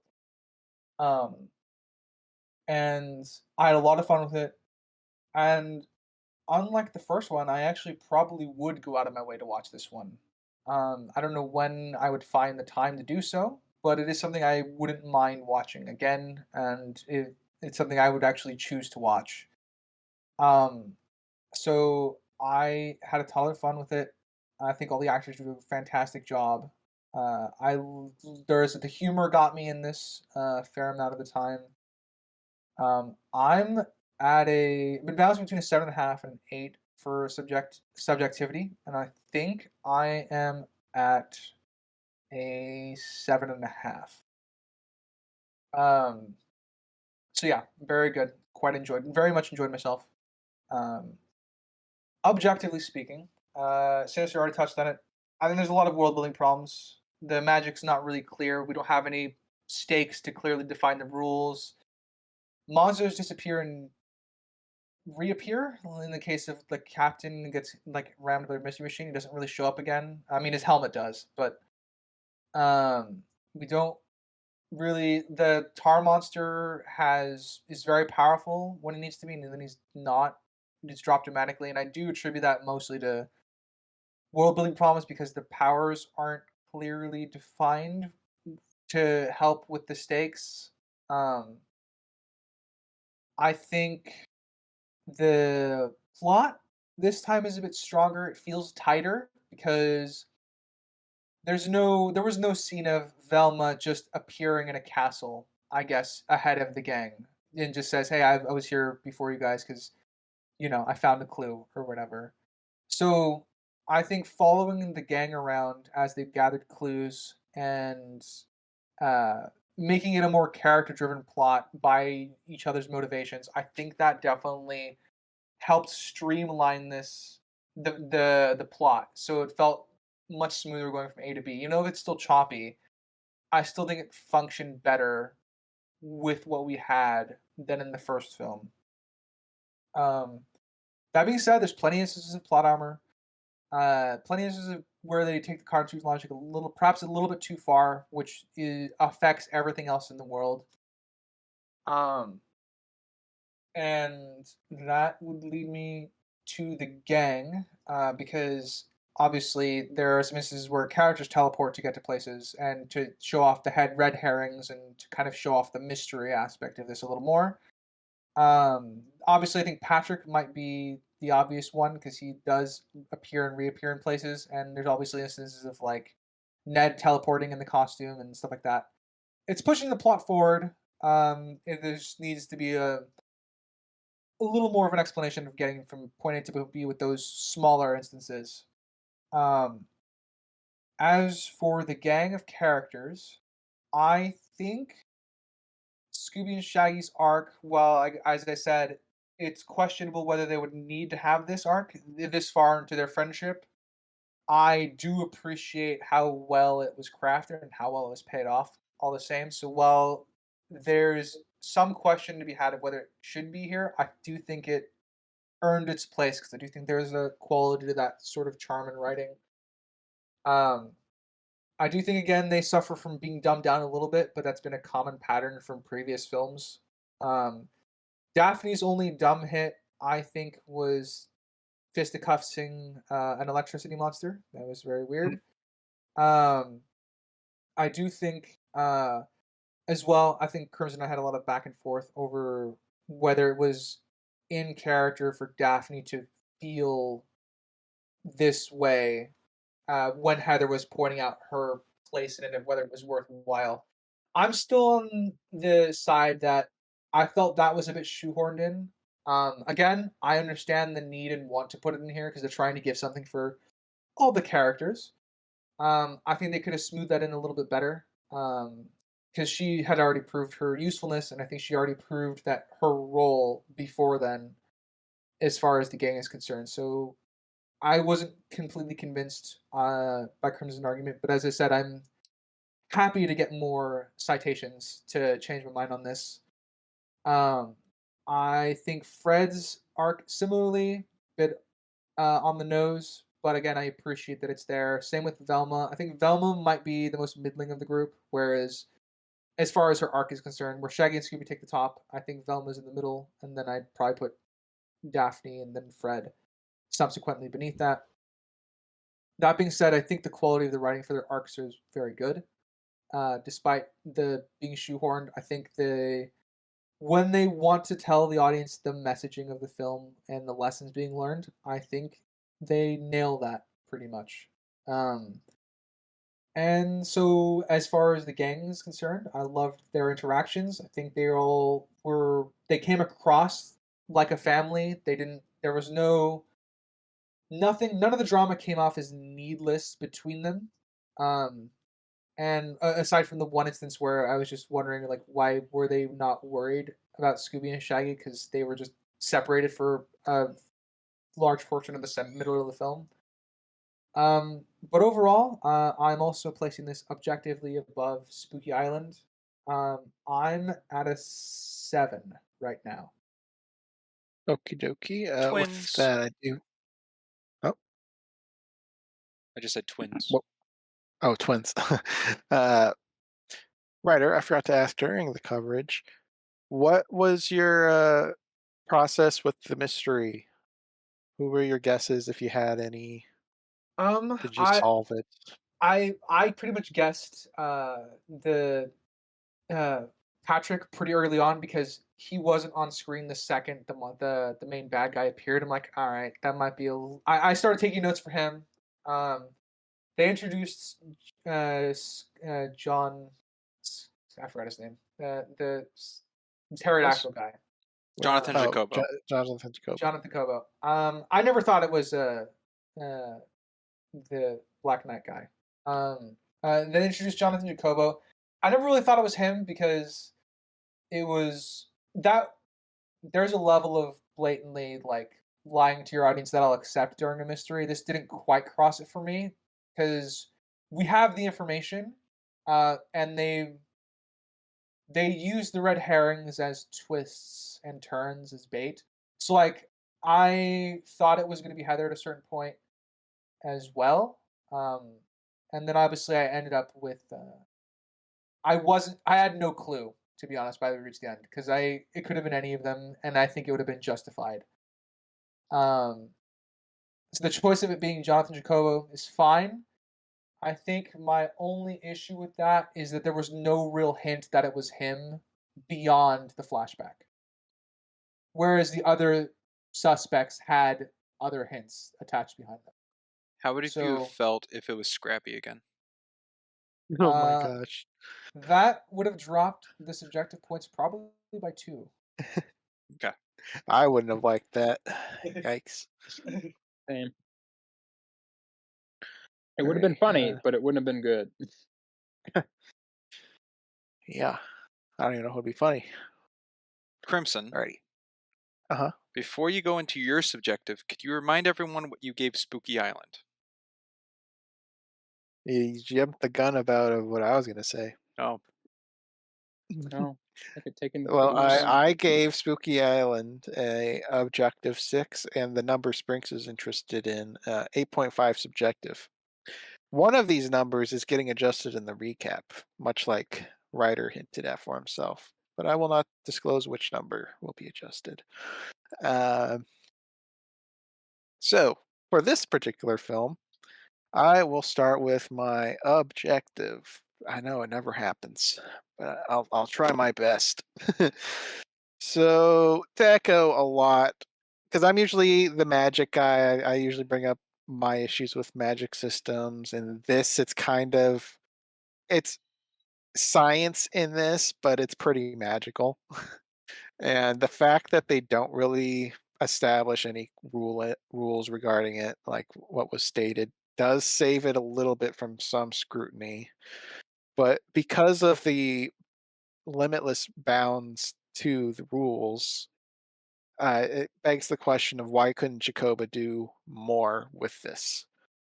Because you have a costume of a tar monster, and then it turns into a tar monster that can just spread its tar everywhere and be a real menace. Yeah, what happens if you Or a put a costume costume of of Darth Vader through lightning. that? There you go. Then you got Darth Vader who can actually wield the Force. So it does get into, did Jacobo really do the best he could with this technology? Don't know, but they kind of help themselves by not explaining stuff at the same time. We talked heavily about teleporting with like Patrick and stuff, so I'm not going to get too much into that. I kind of saw Sinister's point with Patrick's like presence. I do think it's justified with his tie to the museum and investigating himself and how he's interested in mysteries. He was going to go to a criminal minds seminar thing uh, with Velma. So I can believe it's within his character, but then there's the overplayed villain angle of how he acts. Like he plays with Shaggy and Scooby, but it's a little over the top. And then specifically with Velma in the shrine room, he's very unaware of the situation going on with Velma mentally and how she's terrified of him. Uh, so he's a bit more of a tool than a character, I to me by the end of this. So it is what it is. I think in a lot of respects, this film is better in most ways than the previous. I'd almost say it's like Evil Dead 2 levels, where pretty much everything got improved by the next. I think the CGI is better than the previous. I mentioned the stretching animation. I think a lot of the monsters look really good. Tar Monster and the skeletons being the low end of it, because a lot of the other monsters are CG enhanced with people in costumes, which makes it look really good. The ghost ship looks good. The Black Knight looks amazing to me. I think he's really cool and well executed. Because there's a lot of times where I have trouble deciding whether or not it's a practical suit or not, which I think is a good tell for CG. I even think the 10,000 volt ghost looks pretty good. So I think CG's good. The pacing we talked heavily about, and I pretty much agree with the sentiments behind it. Like the, I think the group dynamics are good. Biggest hit is what I brought up of the trio forgetting about Shaggy and Scooby. I think that's the biggest hit for the group dynamics. And I think everyone going on their own little personal arcs. Fred learning it's okay to open up.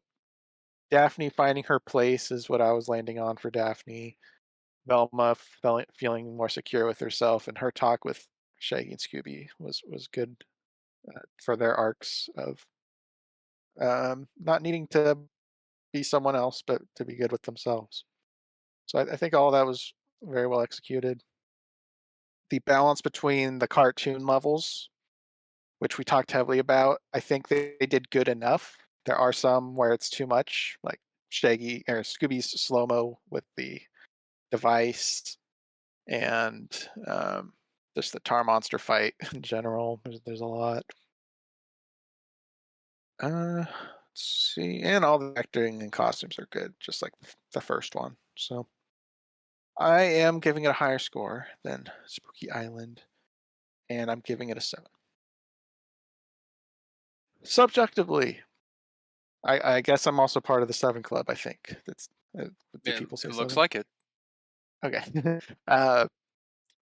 Subjectively, like I said, seen this well over 20 times. I've seen it a lot. I enjoy it a lot. I like it more than Spooky Island. Uh, my real love with it is just the concept of the costumes getting brought to life into real menacing monsters. I think it's really cool. And a lot of the comedy is still good to me. The like fart thing's not very funny. And anything with the skeletons, I never really enjoyed, even as a kid. But other than that, everything else I enjoy a lot. I like the dynamics between all the characters. Very fun. And I had to go back to my ratings for the entire podcast and compare it to some numbers. The numbers I was kind of fighting with is Mr. and Mrs. Smith and National Treasure 2, because they are both 9s. And I have some other 9s, but those were the two I was really tackling with. And I think I'm going to have them on par. So I have this at a 9. Anything else before we send this off to writer? Wow, a 9. Neat. Hmm. I like it a lot. Wowzers. I guess that's my cue. I Thank you think for so. listening, audience, whether it be Spotify, Amazon, Castbox, Good Pods, iHeartRadio, Podcasts, and Samsung. And if you happen to be on our visual side of things, be it YouTube or Rumble, thank you for watching our PNG slideshow there. Feel free to like, comment, subscribe everywhere. Tell us how much you hate our opinions or how much you love them. As always, I've been a geeky writer. Time comes in Maroon. I'm a guest character called Sinister Boy. And I'm Springs. And we will catch you next time. Later, everybody. Bye. Toodaloo.